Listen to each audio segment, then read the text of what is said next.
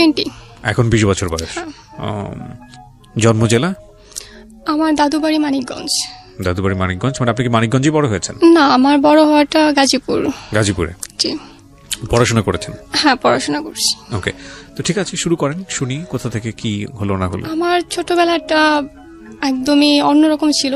আমি খুব মানে বোকা টাইপের মেয়ে যাকে বলে, ওরকমটা ছিলাম। কয় ভাই বোন ছিলেন আপনারা? আমার ছোট 2 ভাই আছে। মানে আপনি সবার বড়? আমি সবার বড়। বাবা কি করতেন? আমার বাবা কুয়েত থাকে। এখনো কি কুয়েত? আমার বাবা এখনো কুয়েত থাকে, গত 22 বছর যাবত কুয়েত আছেন উনি। ও, তার মানে তো আপনি জন্মের পরে বাবাকে সেভাবে দেখিনি বলে? না, সেভাবে আমার বাবাকে কাছে পাইনি, যেটা ছোটবেলা থেকে আমার একটা আক্ষেপ ছিল যে ভালোবাসাটা কম পাইছি। আচ্ছা আচ্ছা। দেন সেখান থেকে আমার ছোটবেলাটা বড় হওয়া আমার নানু বাড়িতে। আচ্ছা। আমি 5 বছর অব্দি নানু বাড়িতে ছিলাম। তারপর দাদু বাড়িতে নিয়ে এসে আমার স্কুলে ভর্তি করে। সেখান থেকে স্টুডেন্ট হিসেবে খুব ভালো ছিলাম, অত্যন্ত ভালো স্টুডেন্ট ছিলাম। কিন্তু আমার আব্বু আর আম্মুর মধ্যে ঝামেলা করতো আমার দাদু, যার জন্য স্কুলে পড়াটা হইতেও কিন্তু আবার মাঝে মাঝে গ্যাপ পড়ে যেত। ঝগড়া হওয়ার জন্য চলে যেতে হতো নানুর বাড়িতে। একবার টোটালি সব কিছু নিয়ে সেটেল হলাম নানু বাড়িতে। দেন আব্বু যখন বাংলাদেশে আসলো, তার আগেই কিছু কথা বললো। তারপর নানু বাড়ি থেকে থানা পুলিশ করার পর ওখান থেকে নিয়ে আসলো। তারপর সেখান থেকে আস্তে আস্তে থানা পুলিশ হইলো। আমার আম্মুর নামে কিছু কথা বলছিল বাজে, যার জন্য কে বলেছিল? আমার দাদু বাড়ি থেকে। আচ্ছা আচ্ছা। আমার বড় চাচা বলছিল যে তুমি, মানে আমার আব্বুকে, তুমি যদি না ছাড়ো তোমার বউকে তাহলে তুমি চলে যাও, বা এরকম কিছু একটা বলছিল। তখন আব্বু ডিরেক্ট বলে দিছিল যে তোমার বউকে যদি তুমি ছাড়তে পারো তবে আমার বউকে ছাড়বো। তারপর আর কারো কোনো কথা থাকে না। সেখান থেকে স্কুলে আমি নর্মালি কেজি স্কুলে পড়তাম। তো কেজি স্কুল আগের দিনে স্টুডেন্টের সংখ্যা খুব কম থাকতো, সেই সূত্রে স্টুডেন্ট কম, আর আমি খুব চুপচাপ ছিলাম।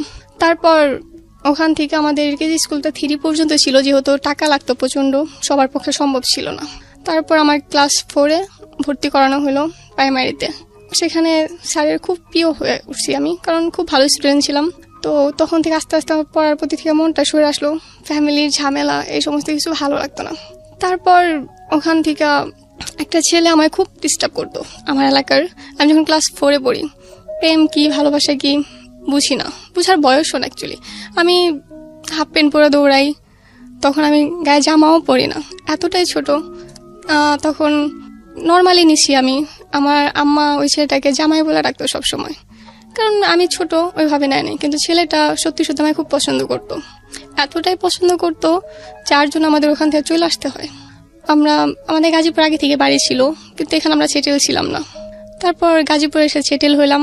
এখানে এসে সেটেল হওয়ার পর আমার নতুন করে ভর্তি করলো।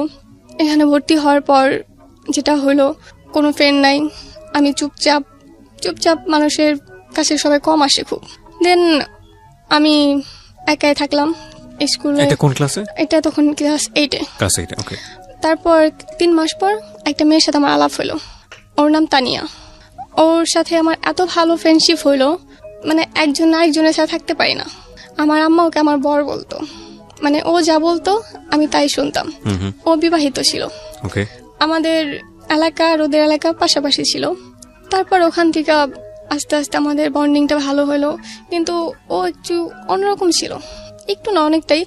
ও অন্যকে টাকা খাওয়া পছন্দ করতো। ও আমার সাথে আসতে যাইতো, কখনো ভাড়া নিতাম না। দেন আমরা এইভাবে আস্তে আস্তে কিছু বছর কাটাই। কিন্তু এর মাঝে আমরা এই এফএমটা খুব শুনতাম, মানে আমি প্রচন্ড ফ্যান ছিলাম। আমার এমন অবস্থা ছিল, এটা না আসলে আমার ভালো লাগতো না। আচ্ছা, ঘুমাইতে পারতাম না, মানে বুধবার মানে আমার এফএম শুনতে হবে, এরকম একটা ব্যাপার ছিল। তো আমার থেকে ওরও নেশা হয়ে গেল। এর মাঝে তানিয়ার নেশা হয়ে গেল, কিন্তু ও কখনো রাত জাগতো না, ও প্রচন্ড প্রেম করতো। বিবাহিত থাকা অবস্থায় প্রেম করতো। ওর বর থাকতো ঢাকা, ও থাকতো গাজীপুর। ওকে, ঠিক আছে, অন্য সম্পর্কে খারাপ কিছু না বলি। হ্যাঁ। দেন ও ক্লাসে, মানে ক্লাসটা মিস দিয়ে আসেরা চুরি করে সে ক্লাসে শুনতো, আমি রেকর্ড করে রাখতাম, ও সকালে শুনে নিত। আচ্ছা। তারপর এভাবে আমাদের চলতে থাকে দিন। এর মাঝে একদিন দেখা হয়, শুরুর দিকেই একটা ছেলের সাথে দেখা হয় ওর এলাকার। ও বলে যে এই ছেলেটা বিয়ে করছে কিছুদিন আগে। তখন মাত্র 13 দিন হয়েছে বিয়ে করছে। আমি বললাম এতটুকু ছেলের বয়স কত বিয়ে করছে। পরে আমি ব্যাপারটা ওখানে ছেড়ে দিই, আমার ওটা না কোনো মাথা ব্যথা ছিল না। আমি তখনও চুপচাপই, আমি তেমন কিছু বলতাম না। দেন আমি যখন 9 উঠলাম, আমার ক্লাসে একটা স্যার ছিল, উনি আমাকে পছন্দ করতো, মানে এতটাই পছন্দ করতো যা বলার বাইরে। ক্লাস টিচার পছন্দ করতো? আমার ক্লাস টিচার, ওনার হাইট 6 ফুট, যার তুলনা আমি একদমই পিচ্ছি। আমার হাইট 5 ফুট। পছন্দ মানে কি স্টুডেন্ট হিসেবে পছন্দ করতো না, নাকি অন্য? স্টুডেন্ট হিসেবে না, উনি আমাকে লাভ করতো। বুঝলেন কিভাবে? আমি কখনো বুঝতে পারিনি। ক্লাস করাইতো, উনি ক্লাসে সপ্তাহে 1 দিন হয়তো ক্লাস করাইতো, বাকি 5 দিন শুধু প্রেমের গল্প, আদার্স কিছু এরকম। ক্লাসের সবার মধ্যে? সবার মধ্যে। আমাদের স্কুল রে বাবা এটা? ওনার দেখে প্রচন্ড ভয় পাইতো, উনি প্রচন্ড মারতো, প্রচন্ড পরিমাণ ব্যাট দিত। আমাদের বিজ্ঞান ক্লাস নিত, যেখানে বিজ্ঞানে ওপেনলি কথা বলতে হয়। আমি কমার্সের স্টুডেন্ট, কিন্তু আমি কখনো সব নিয়ে মাথা ঘামাইনি। তারপর যখন ক্লাস 10-এ উঠলাম, উনি আমার একদিন ডাকলো ক্লাস ছুটির পর, স্কুল ছুটির পর ক্লাসে গেলাম। দেন বললো যে না কিছু না, তুমি চলে যাও। সেকেন্ড দিন সেম কাহিনী। পরে বললো যে তোমার একটা কথা বলার ছিল। বললাম জি বলেন। পরে বললো আমার তো ভালো লাগে। বললাম তাই নাকি স্যার? বয়স কিরকম ছিল ওনার? বয়স স্যার হিসাবে যেরকম থাকা উচিত। স্যার তো অনেক ইয়াং স্যারও থাকেন। তখন 26-27, আমি যখন 10-এ পড়ি। ওনার বয়স তখন 26-27? হ্যাঁ, এরকমই হবে। বিবাহিত ছিলেন? না, উনি অবিবাহিত ছিল। ওকে। তারপর ওখান থেকে উনি বলে যে না আমি তোমায় লাভ করি। আমি বললাম এটা কি বললেন স্যার? এটা বলে আমি চলে আসলাম। উনি আবার আমাদের স্কুল অ্যান্ড কলেজ, উনি কলেজের মধ্যে খুব তেরা ছিল, মানে এতটাই তেরা, কখনো স্কুলে যে ফর্মালিটি গুলো ছিল কখনো পালন করতো না। দেন সেখান থেকে 1 সপ্তাহ পর উনি স্কুলটা ছেড়ে দিল, জবটা। তারপর আমার বাসায় বিয়ের প্রস্তাব গেল। আমার বাসায় অলওয়েজ বিয়ের প্রস্তাব আসে। আমি যখন ক্লাস 8-এ পড়ি তখন থেকে আমার বাসায় বিয়ের প্রস্তাব আসে, তো আমি এটা নর্মালি নিছি। দেন আমি কিছুদিন পরে জানতে পারি যে ওটা আমার স্যার। ওকে ওকে। মানে আমি তখন শকড, মানে প্রচন্ড ভাবে। আমি বললাম যে এটা কিভাবে সম্ভব, যে স্যার কিভাবে একটা স্টুডেন্টের সাথে বিয়ে করব, আর আমার স্যার হয়, তাকে আমি কিভাবে আমার বর হিসেবে মাইনে নিব? এটা আমি কোনোভাবে অ্যাকসেপ্ট করতে পারি না। দেন ফার্স্টে আমার বাসা তেমন রেসপন্স করে না, কিন্তু কিছুদিন যাবার পর বাসা থেকে পুরা পাগল হয়ে গেল ওই ছেলের জন্য। এত শিক্ষিত একটা ছেলে, তখন বিসিএস এ এক্সাম দিবে, তখনও দেয় নাই। তারপর আমি তো না, আমার আব্বু তো আমার সাপোর্টে আছে, কিন্তু সাপোর্টে বেশি দিন থাকলো না। হঠাৎ করে আমার আব্বু চেঞ্জ, তাও তখনও ছিল না। তো আমার নানা তখন অসুস্থ, আমাদের বাড়িতে এসেছিল। তো আমার নানার খুব ইচ্ছা ছিল যে আমার বিয়েটা দেখে যাব। সেই তুলনায় আমার বয়স খুবই কম, বিয়ের বয়স। হ্যাঁ, এর ভিতরে আম্মা আমার সাথে যাতা ব্যবহার করা শুরু করলো। আম্মা একটানা 3 দিন না খেয়ে থাকলো, যাতে করে ছেলেটাকে আপনি বিয়ে করেন। হ্যাঁ, পরে আমি তাতেও কিছু বললাম না। দেন আম্মা আমাকে একটা শর্ত দিল যে যখন বিয়ের সময় হইব তখন আমাকে গাজীপুর থেকে অনেক দূরে কোথাও পাঠিয়ে দিব, আপাতত যেন আমি রাজি হই। তখন আমি বললাম যদি আমার সরাই দেওয়া হয় তাহলে আমার রাজি হতে সমস্যা না, আপাতত আমি এখানে থেকে এক্সাম দিই। উনি এই জন্য বললো এখন থাকলে বড় ডিস্টার্ব করবো, আর এখন আমি অন্য কোনো স্কুলে অ্যাডমিশন নিতেও পারবো না। তো সেক্ষেত্রে আমি ওইটা মাইনা নিলাম। দেন ওখান থেকে আয়সা, মানে ওর বাড়ির লোক, স্যারের বাড়ির লোক আয়সা আমার আংটি পরাইলো। আচ্ছা। আংটি পরানোর পর আমার স্কুলের কিছু ফ্রেন্ড ছিল, তানিয়া তো মাস্ট বি ওখানে ছিল, আরো 2টা ফ্রেন্ড ছিল। আমি সেদিন জানতাম না যে আমার সাথে কি হতে যাইতেছে। তো তানিয়া আগ বাড়ায় বললো যে আজকে ওর বিয়ে। তো তানিয়া যা বলে আমি তাই করি, আমি ওখানে কখনো নাক গলাই না। তো যাই হোক, সেখান থেকে আংটি পরানোর পার্ট শেষ হলো। হ্যাঁ, তারপর বিয়ের দিন ঠিক করবে, তারা খুব তাড়াহুড়ায় আছে। এখন আমি তো আর রাজি হইতেছি না, কারণ আম্মা আমার একটা শর্ত দিছে যেটা আমি জানতামই না। তো তার মধ্যে আমার বার্থডে হলাম 17 তারিখে। আচ্ছা। তো আমার বার্থডের দিন আমার এক্সাম ছিল। আমি সেদিন দুপুর 12টার দিকে চলে আসি বাসায়, যেহেতু সকালে এক্সাম ছিল। বাসায় চলে আসি, আসার পর আমি প্রচন্ড টায়ার্ড। তো আমার রুমে নর্মালি কেউ ঢোকে না কখনোই আমার পারমিশন ছাড়া। আমার আম্মা সেদিন আমার রুমের খাটটা অ্যাকচুয়ালি চেঞ্জ করতেছিল, মানে এক সাইড থেকে আরেক সাইডে নিতেছিল। তো যেটা আমার একদম পছন্দ হয়নি। তো আমার ছোটখাটো যে কোনো ব্যাপারে আমি আব্বুকে শেয়ার করি, আব্বু আমার জান, আমি আব্বুর জান, এরকম একটা ব্যাপার। তো আমি সাথে সাথে আব্বুকে ফোন দিলাম।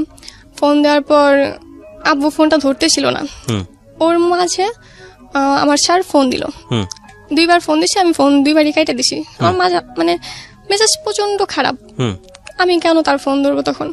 তো 5 মিনিট পর দেখুন আমার বাসায় আসছে। আমি স্কুল ড্রেসও খুলিনি, আমাদের স্কুলের ফ্রক ছিল। আমি একটা জাস্ট ওড়না নিছি, ওড়না বলতে গামছা নিছি ঘাড়ে। দেন উনি আসলো, আইসা আমায় জিজ্ঞেস করলো কি ব্যাপার, ফোন ধরতেছো না কেন? আমি বললাম এমনি বলার সাথে সাথে উনি আমার একটা ঠাস করে চড় মারলো।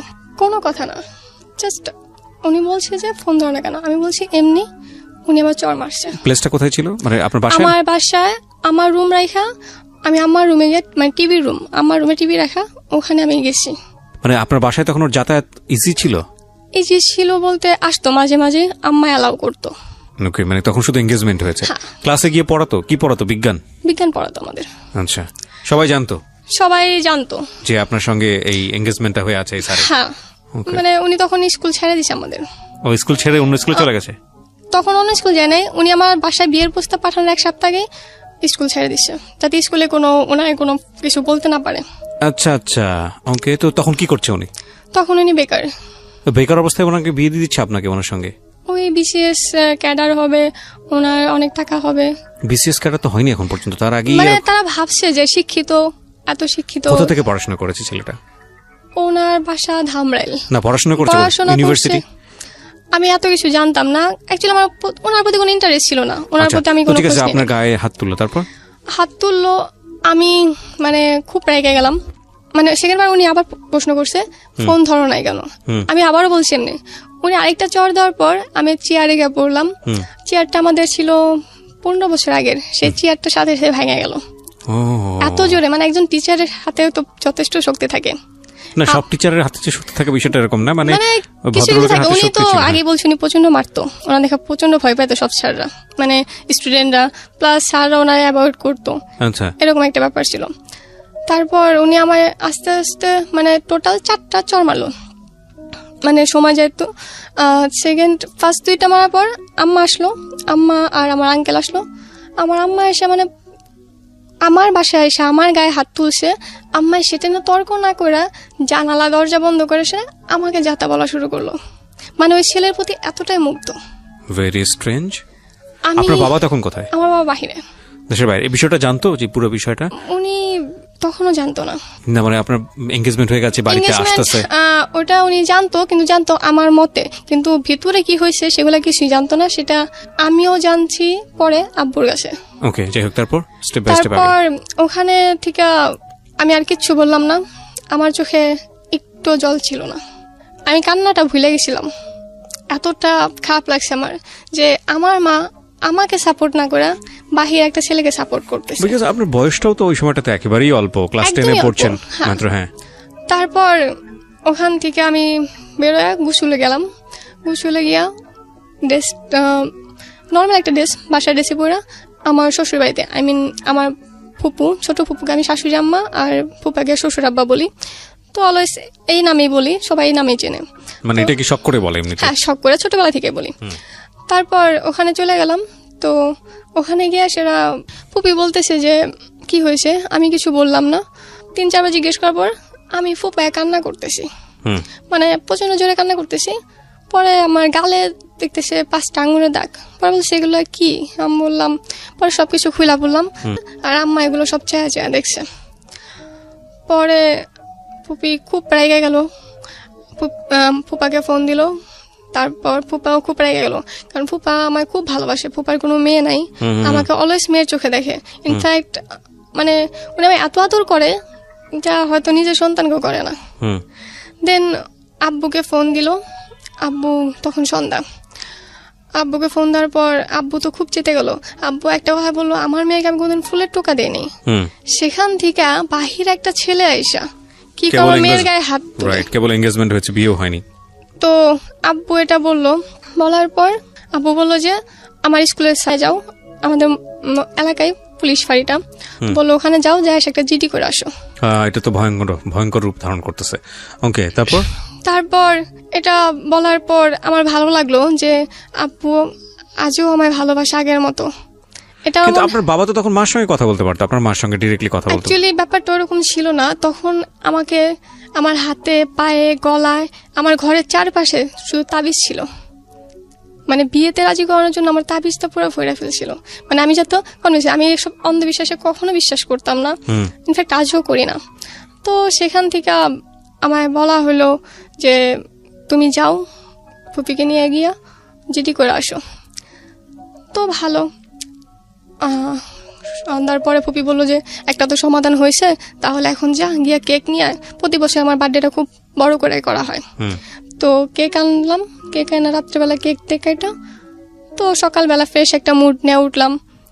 সকালবেলা যখন আব্বু ফোন দিল, আব্বু ফোন দিয়ে বলতেছে ওই ছেলে তো ঠিকই করছে।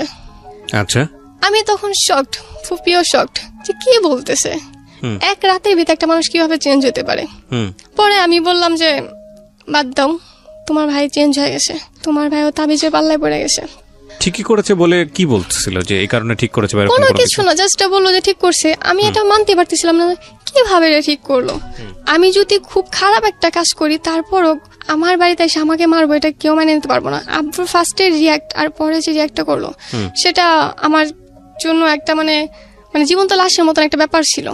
আমি একটা মানে অ্যাকচুয়ালি মাইনা নিতে পারিনি কোনোভাবে। পরে আমি আর আমার বাড়িতে ফিরলাম না, প্রায় 1 মাস আমি ওখানে থাকলাম। ওখান থেকে স্কুলে যাতায়াত করতাম ফুপুর বাসা থেকে, ফুপির বাসা থেকে। তারপর একদিন আইসা আমার বাসায় নিয়ে গেল, বুঝাই টুজাই নিয়ে গেল। কি আপনার মা? আমার আম্মা। তো বাসায় নিয়ে যাওয়ার পর ওখান থেকে স্কুল কন্টিনিউ করলাম। এর মাঝে ওই ছেলেটা চিরকুট পাঠাইছে, যেটা আম্মার কাছে চিরকুট পাঠাইছে আমার জন্য। তো সেগুলোতে আমি পড়া দেখিয়ে নাই, কারণ আমার কোনো ইন্টারেস্ট নাই। তারপর একদিন ফোন দিয়ে সেটা আম্মা পাশে দাঁড়ায় রয়েছে, লাউডে ফোন দিয়ে, আমি কথা বলবো না। পরে লাউডে বলতেছে, আমার আম্মাকে মা বলে রাখতো যে মা আপনার মেয়ে আমাকে ভালোবাসে না, ডিরেক্ট এভাবে বলতেছে। মানে লজ্জাটা মনে হয় যে আমি পেলাম সব থেকে বেশি। একটা ছেলে এতটা হ্যাঁ কিভাবে হয়। তো ওখান থেকে আমি আবার শুরু করে দিলাম উল্টা পাল্টা। আমি আমার নিজেকে খারাপ প্রমাণ করার জন্য উঠা পড়া লাগলাম। আমার কিছু ফ্রেন্ড সার্কেল ছিল যাদের বলছিলাম যে আমার সাথে তোরা অভিনয় করবি। বললো যে কিরকম অভিনয়? আমি বললাম যে এমনভাবে আমার সাথে চলাফেরা করবি যাতে মনে করে যে আমার বয়ফ্রেন্ড তোরা। আর একটা মেয়ে যদি কয়েকটা বয়ফ্রেন্ড থাকে তাহলে সেই মেয়েটাকে নর্মালি সমাজে খারাপ মেয়ে হিসেবে বলে। তো খারাপ মেয়ে হিসেবে নিজেকে প্রমাণ করে লাভটা কি হবে? যাতে আমাকে বিয়ে না করে। ওকে, এটা আমার ছিল একটা মানে ওই বয়সে যেরকম বুদ্ধি থাকে। ওকে। তো আমি তখন এরকম শুরু করলাম। তো তখন কমপ্লেন আসা শুরু করলো। আব্বু মানে একটা পয়েন্ট পেয়ে গেল যে তুমি তো খারাপ, তুমি এতগুলা ছেলের সাথে ঘোরাফেরা করো, কথা বলো, তাহলে তো খারাপ তো তুমি। আমি বললাম যে হ্যাঁ আমি তো খারাপ, মানে আমি একদম কোনো আপত্তি না। হ্যাঁ আপোষে বললাম যে হ্যাঁ আমি খারাপ, তাহলে একটা খারাপ মেয়েকে বিয়ে করার জন্য ওই ছেলেটা কেন পাগল হয়েছে, ছেড়ে দিলে তো পারে। তারপরও নাছর বান্দা ছাড়বো না, এর ভিতরে ঝামেলা আরো বাড়তে শুরু করলো। দেন এমন সময় আমার টেস্ট পরীক্ষা শুরু হইব। তখন টেস্ট পরীক্ষা দিলাম, দেওয়ার পরে আমার ঘরে আমার বন্দি করে দিল। কিরকম? তাহলে দিল আমার রুমের মধ্যে আমার আম্মা। মানে আপনি ছেলেটাকে যাতে বিয়ে করেন, হ্যাঁ সেই জন্য আপনাকে রুমে তালা দিয়ে দিলেন, মানে আমার যাতে শিক্ষা হয়। ওকে, এরকম একটা ব্যাপার। প্রায় 1 সপ্তাহ আমার ঘরে একটানা তালা। এমনিতে আমি নর্মালি বেশি রুমের বাইরে যাইতাম না, কিন্তু তালাটা থাকলে একটা অন্যরকম ব্যাপার লাগে যে আমি বন্দি আছি, স্বাধীনতাটা আমার মধ্যে নাই। তো আমার প্রচন্ড কষ্ট হলো, মানে এতটাই কষ্ট যে আমার বলার বাইরে। ইনফ্যাক্ট খাবার পর্যন্ত দিত না। আমি তখন রুমে আসলো, আমার ইচ্ছা ছিল যে আমি স্কুলে যাব, পরীক্ষা দিব। আমি তো এখন পরীক্ষা না দিয়ে আমার 1 বছর নষ্ট হয়ে যাব, এটা ভাবতাম। তারপর 1 সপ্তাহ পর যখন আমার রুমে আসলো, আমায় জাস্ট আমার পরীক্ষাটা দিতে দাও, আমার আর কিচ্ছু চাই না, তোমরা যা বলবো আমরা তাই মেনে নেব। এসএসসি পরীক্ষা? হ্যাঁ, এসএসসি পরীক্ষা দিতে দাও না, তোমার 1 বছর নষ্ট হয়ে যাবো, আমি আর কোনোদিন দাঁড়াইতে পারবো না কইরা।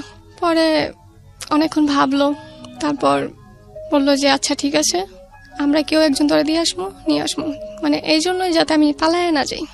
তো তখন ওইটা রাজি হলো, আমায় কয়েকদিন দিয়ে আসলো। মানে সরাসরি যেত না, অলওয়েজ ফলো রাখতো পিছনে। আমি যখন পিছনে তাকাইতাম একটা ছেলেকে দেখতে পেতাম, ছেলেটাকে আমি চিনি না, ছেলেটা আমার আম্মা লাগাইছে না শিওর জানতাম না, কিন্তু কেউ না কেউ থাকতো। আর কিছু মুখ আমার একদম চেনা হয়ে গেছিল, আমি যেদিকে তাকাইতাম ছেলেগুলোকে দেখতে পেতাম। অলওয়েজ আমার দিকে একটা মনে হয় যে ক্যামেরা ফোকাস করে আছে। তো সেখান থেকে এক্সাম দেই, রেজাল্ট আমাদের আমার রেজাল্টটা খুব ভালো আমি আশা করি নাই কখনো, কারণ আমি যখন পরীক্ষা দেই আমি একটা দিন পড়তে বসতে পারিনি। এই জন্য পড়তে বসতে পারিনি, তখন আমার রুম থেকে, আমি ক্লাস 4 থেকে আলাদা রুমে ঘুমাই, আমি কোনোদিন কারোর সাথে ঘুমাইতে পারি না। তখন এক ঘরে থাকতে হয়েছে, আমার রুমটা আলাদা রাখছে যাতে আমি একা কিছু করতে না পারি, ইনফ্যাক্ট সুইসাইড অ্যাটেম্প বা আদার্স কিছু করতে না পারি বা পালা যেতে না পারি, সব কিছু মিলে তাদের সাথে থাকতে হয়েছে। আর আমাদের রুমে অলওয়েজ টিভি চলতো, যার জন্য আমি পড়তে পারিনি। বইগুলা কোথায় ছিল সেটাও জানি না। তো সবগুলো পরীক্ষা আমি না পড়ে দিই। রেজাল্ট খুব ভালো আসে নাই, একদম খারাপ আসে নাই, মোটামুটি একটা রেজাল্ট আসছে। তো সেখান থেকে পরীক্ষা দেওয়ার পরে আবার ওই ব্যাপারটা শুরু হয়। তখন পরীক্ষা শেষ করে আমি ডিরেক্ট বাসায় না গিয়া আমার আন্টির বাসা চলে আসি। আমার আন্টির বাসা ঢাকা যাত্রাবাড়ি। তো বাসে উঠে বাড়ি থেকে পালালেন আপনি? হ্যাঁ, পালালাম। বাসে উঠে আন্টির ফোন দিলাম যে আন্টি আমি আসতেছি, তোমার বোনকে যদি বলো তাহলে আমি আর যাব না। পরে আন্টি তো আমার জেদ হিসাবে খুব, মানে আমি কেমন জেদ দিমে সেটা জানে, সেজন্য বললো যে কোথাও যাইতে হবো না, আমার কাছে চলে আয়। তো আমি আন্টির কাছে চলে গেলাম, ওখানে গিয়ে আমি 15 দিন থাকলাম। তো আন্টি বুঝায়া আবার আমার বাড়িতে পাঠাইলো। কিন্তু বাড়িতে আসার পর যেটা হয় নর্মালি সবসময় একই রকম, ওনারা আমার সাথে আবার সেম কাহিনী নিয়ে আসিরা। তো আমার একদম বিরক্ত লাগে গেল। পরে আমি বললাম যে এই সমস্ত বাদ দাও, হয়তো আমি ভুলভাল কিছু করে ফেলবো। তাও তারা শুনলো না। দেন আমার প্রতি এতটা প্রেশার ক্রিয়েট করলো, যার জন্য আমি সুইসাইডটা মানে একদম ফিক্সড করে নিলাম যে এটা আমার করতে হবে। মানে আমার জীবনটা একদম অন্ধকার মনে হয়েছে, আমি আদার্স কিছু ভাবতে পারতেছিলাম না। মনে হতো যে এটা কোনো জীবন না, বাবা মা এরকম হয় নাকি, যারা আমি সব থেকে বেশি ভালোবাসতাম সে আমার সাথে এরকমটা কিভাবে করলো। মানে সম্পূর্ণ ডিপ্রেশনে চলে গেছি আমি। তারপর সেখান থেকে আস্তে আস্তে কিভাবে যেন মানে আমার এরকম ছোড়াছড়িতে বাসা থেকে না করছে না কি জানি না। তারপর দেখলাম ব্যাপারটা একটু ধামাচাপা পড়ছে। এর মধ্যে কলেজে ভর্তি হওয়ার সময় হয়ে গেল। কলেজে ভর্তির জন্য আম্মা না বলল, কিন্তু আব্বু বলল যে যাই হোক ব্যাপারটা হয়তো ভুলে গেছে, ও ভর্তি করায় দাও। আগের ব্যাপার না, তারা মানে অনুতপ্ত যে না আমরা অন্যায় করছি, আমার সাথে যেটা হয়েছে সেটা অন্যায় হয়েছে, আমাকে জোর করাটা ঠিক হয় নাই। অনুতপ্ত কেন হলো? এই সুইসাইড করার অ্যাটেম্প নেওয়ার কারণে? হ্যাঁ। তো সেখান থেকে সুইসাইড করার অ্যাটেম্পটে আপনি, ওরা কি বুঝতে পেরেছিল যে আপনি সুইসাইড করতে যাচ্ছেন এরকম কোনো কিছু? আমার কি করেছিলেন আপনি? আমার হাতে এখানে কাটা, এখানে 4টে সেলাই করা। দেন আমি হাত কাটা, তারপর যেটা বলে বিষ খাওয়া, ওরকম মানে আমি প্রচন্ড মানে দাগের মতন হয়ে গেছিল। আমি করতাম কি বলে ঘুমের ট্যাবলেট খেতাম। একদিন লাস্টে আমি খাইছিলাম মানে রেগুলারই 8-10টা করে খাইতাম, লাস্টের দিন আমি 16টা খাইছিলাম। তখন মানে আস্তে আস্তে আমার ব্যাপারটা খুব বাজে হয়ে গেছিল। মানে এতটা খারাপ অবস্থা দেখা মা বাবা তো হাজার হোক হয়তো একটা অন্য কিছুর ভিতরে চলে গেছিল, কোন একটা লোভে বা যাই হোক, শিক্ষিত ছেলে শেষ পর্যন্ত ওখান থেকে ফিরে আসছে যে না ঠিক আছে বিয়ে না করলেও চলবে। হ্যাঁ, ওকে। দেন কলেজে ভর্তি করানোর পারমিশনটা আব্বু নিজে থেকে দিল। কলেজে ভর্তি হলাম, গাজীপুরেই হলাম। ওখান থেকে আমি তখন মাত্র একটা খারাপ সময় থেকে বের হয়েছি, এমনি তো চুপচাপ। তারপর ওখান থেকে আমার ফ্রেন্ডরা আমাকে চুপচাপ বলা শুরু করলো, আর আমি অলওয়েজ মুখ পায়ে থেকে ক্লাস করতাম। ফার্স্টের 3 মাস আমার ফেস কেউ কখনো দেখে নাই, না কোনো ফ্রেন্ড না কোনো স্যার। তারপরও খাওয়া দাওয়াটা আমি করতাম না কলেজে, ফেস বের করতে হবে দেখা। তো ফ্রেন্ড সার্কেলটার চাপে পড়া অন্তত টিফিন টাইমে আমার মুখটা খুলতে হতো। তো সেখান থেকে আস্তে আস্তে 2-1 করে চেনে। তার মাঝখানে এলাকার একটা ছেলের সাথে আগে চিনতাম, ওই এর আগে আমি বলছিলাম যে একটা ছেলে তানি আমার সাথে পরিচয় করে দিয়েছিল যে বিয়ে করছে।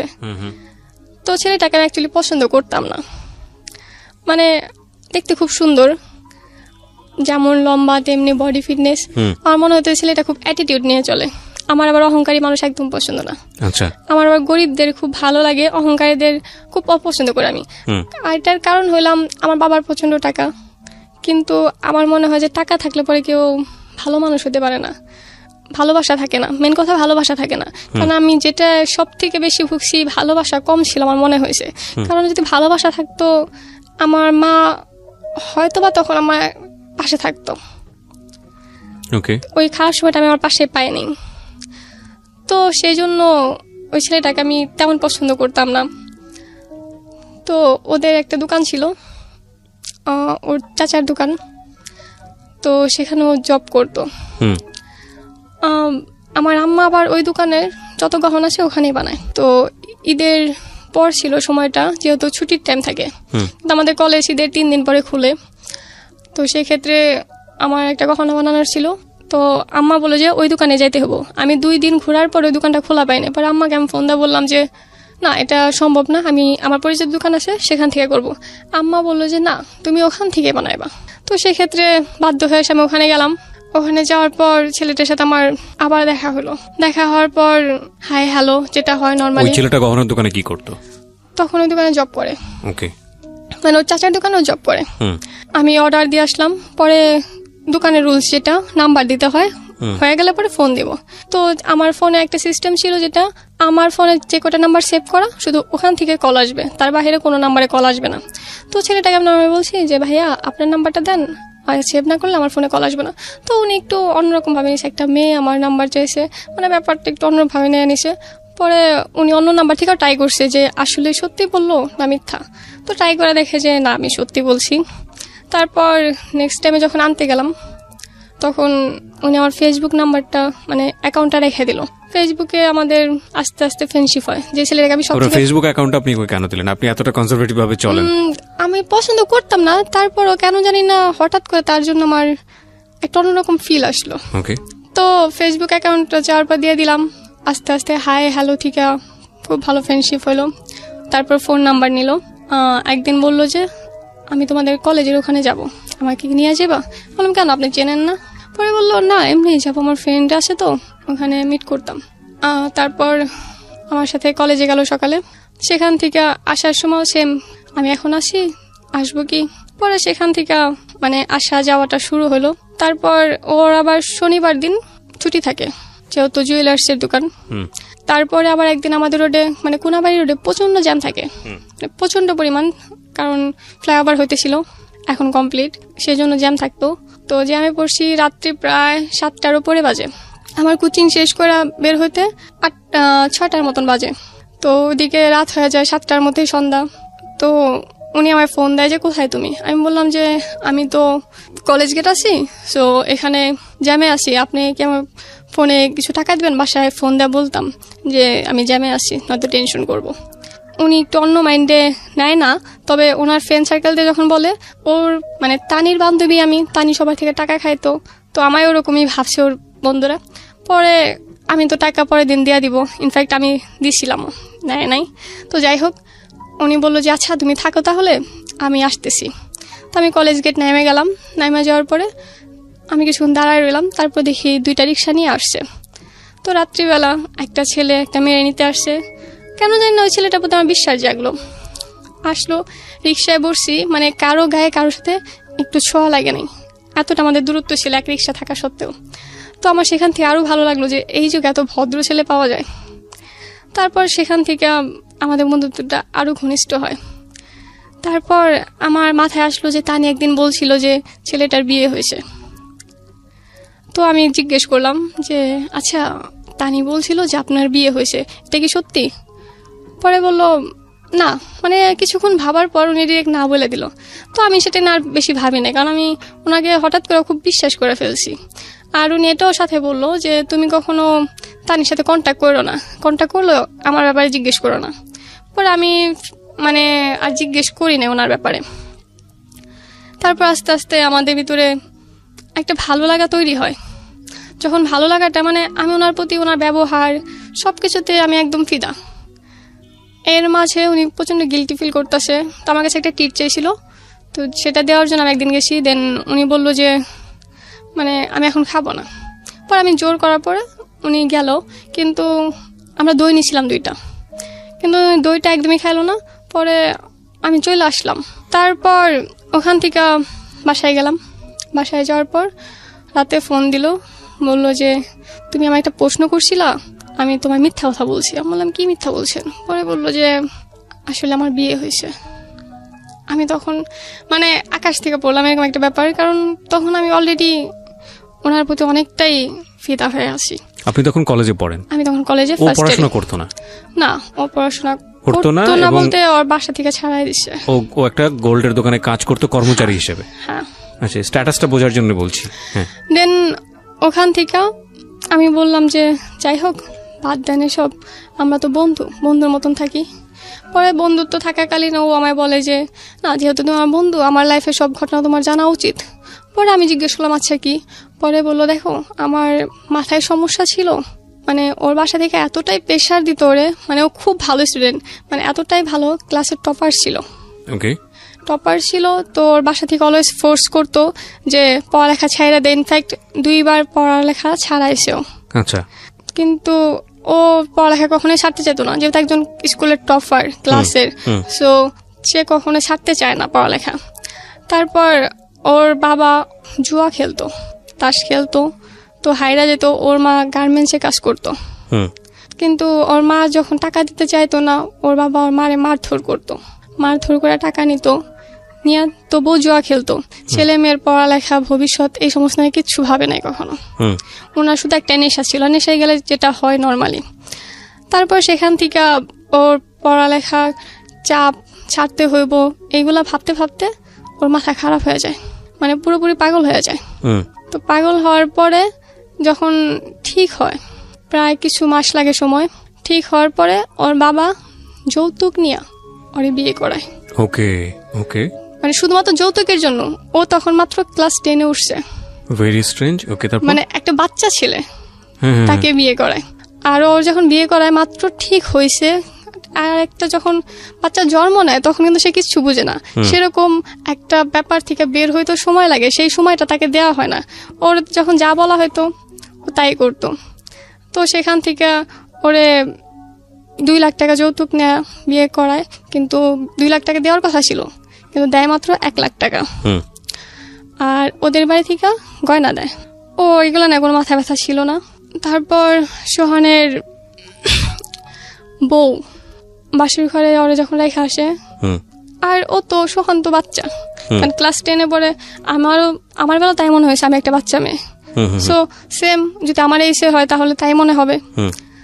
তো ওর বউর আগে একটা বিয়ে হয়েছিল, মানে ওর বউর এখন বয়স 30+ হবে, 30 বলছি 35+। ওকে। এখনই শুধুমাত্র যৌতুকের কারণে এই বিয়েটা হয়েছে? হ্যাঁ, যৌতুকের কারণে ঠিক বিয়ে আছে, হয়েছে। আমি ইন ডিটেইল যাচ্ছি না। তারপর কি হলো? আপনার সঙ্গে কি হচ্ছিল কথোপকথন? যাই হোক, তারপর ওইটা বললো, আমি বললাম যে এটা খুব খারাপ হয়েছে, খুবই অন্যায় হয়েছে আপনার সাথে। দেন ও এটা নিয়ে সেরা মানে বলতে বলতে কান্না করে দিল। তো এখান থেকে আমি বেস্ট। তারপর ও যে কথাটা বললো, যে কারণে আমি একদমই বেস্ট হলাম, যে আমি আমার লাইফে এমন কাউকে চাই যার মানে সে সবকিছু জানা সত্ত্বেও আমার পাশে এসে দাঁড়াইব। আর এখন যে আছে তাকে আমি কোনোদিনই আমার মন থেকে মাইনে নিই। ইনফ্যাক্ট আমি নিতে পারবো না, কারণ আমার থেকে বয়সে না হলো 10 বছরে বড় হবে। আর যার আগে একটা বিয়ে হয়েছিল তাকে আমি কিভাবে আমার বউ বলে মাইনে নিব? সো সে মাইনে নিতে পারে না। তারপর ওখান থেকে আমি বললাম যে আচ্ছা, আপনার অতীতে যা হওয়ার হয়েছে বাদ দেন, আমরা তো খুব ভালো বন্ধু, আমাদের যাই হোক আমরা এইসব বাদ দিয়ে সেরা আমরা বন্ধু, আগে যেরকম বন্ধুত্ব ছিল বন্ধুত্বটা নিয়ে থাকি। তো সেই হিসাবে আমরা সবসময় কথা, যেহেতু ফেসবুকের যুগ, অলওয়েজ টাচে থাকা যায়, তো আমাদের প্রচণ্ড কথা হয়তো। ওখান থেকে আস্তে আস্তে দেখা সাক্ষাৎ হয়। তারপর একদিন বৃষ্টির দিনে, শনিবার আমি নর্মালি কলেজ যাইতাম না, ওর সাথে বের হইতাম। বৃষ্টির দিনে বের হই, অ্যাকচুয়ালি আমরা বের হলে বৃষ্টি হইতো, মানে আমরা যেদিনই বের হইতাম প্রচণ্ড রোদ, মানে এতটা রোদ মনে হয় যে রোদে মাথা ফাইটে যাব, কিন্তু বের হলে পরে একসাথে হলে বৃষ্টি হইতো। তো সেদিনও তার ব্যতিক্রম হলো না, বৃষ্টি। তো বাস থেকে নাইমা অর্ধেক রাস্তা আসার পর এত বৃষ্টি হয়েছে যে বাস যাইতে পারবো না। তারপর আমরা নামলাম বৃষ্টিতে ভিজে। তারপর সেখান থেকে একটা চায়ের দোকানে ঢুকলাম। আমি 1 কাপ চা খাইতে খাইতে ওর 2 কাপ চা খাওয়া শেষ। তো সুন্দর, মানে আগেও আসছি, কখন এত সুন্দর লাগে নাই। তখন খুব সুন্দর লাগলো। ও কয়েকটা সেলফি নিল দাঁড়ায়, আমি অবাক চোখে দেখলাম। তখন আমরা শুধু ফ্রেন্ড। তারপর সেখান থেকে ও বাড়িতে আসলাম, আসার পর আমি বাসা থেকে বের হই বা ঢুকি, কখনো প্রশ্ন করে না যে কোথায় গেছিলাম বা কোথা থেকে আসলাম। আপনার বাড়িতে? হ্যাঁ, এই স্পেসটা দেয় নাই। অ্যাকচুয়ালি আমাকে বেশি চিপছিল, মানে লেবু বেশি চিপলে তিতা লাগে, আমার অবস্থা হয়েছিল তাই। মানে আমাকে এতটা প্রেশার দিছিল যার জন্য আমি অবাধ্য হয়ে গেছিলাম, বাড়িতে আর কারো কথা শুনতাম না তারপর থেকে। তো সেখান থেকে আরেকদিন বের হলাম, আমরা চাপাড়ি পার্কে গেলাম। তো সেম কাহিনী, আমরা বের হলে বৃষ্টি হয়, সেদিনও বৃষ্টি। তো আমরা হলো সিএনজিতে আসতাম। তো সেদিন আমাদের আসতে প্রায় 2 থেকে 2.5 ঘন্টা সময় লাগে। ও 2.5 ঘন্টা পরেই শুধু ভাবলো, মানে কিছু একটা বলতে চাইতেছে কিন্তু বলতে পারতেছে না। তো সিএনজি থেকে নামার সময় আমার হাতটা নিয়ে একটা সফট কিস করা চলে গেল। সেই কিসটা আমার কাছে এত ভালো লাগলো, মানে একটা ছেলে আমার হাত ধরতে, একটা মেয়ের হাত ধরতে এতটা সময় নেয়, এটা আমি কখনো ভাবতে পারিনি।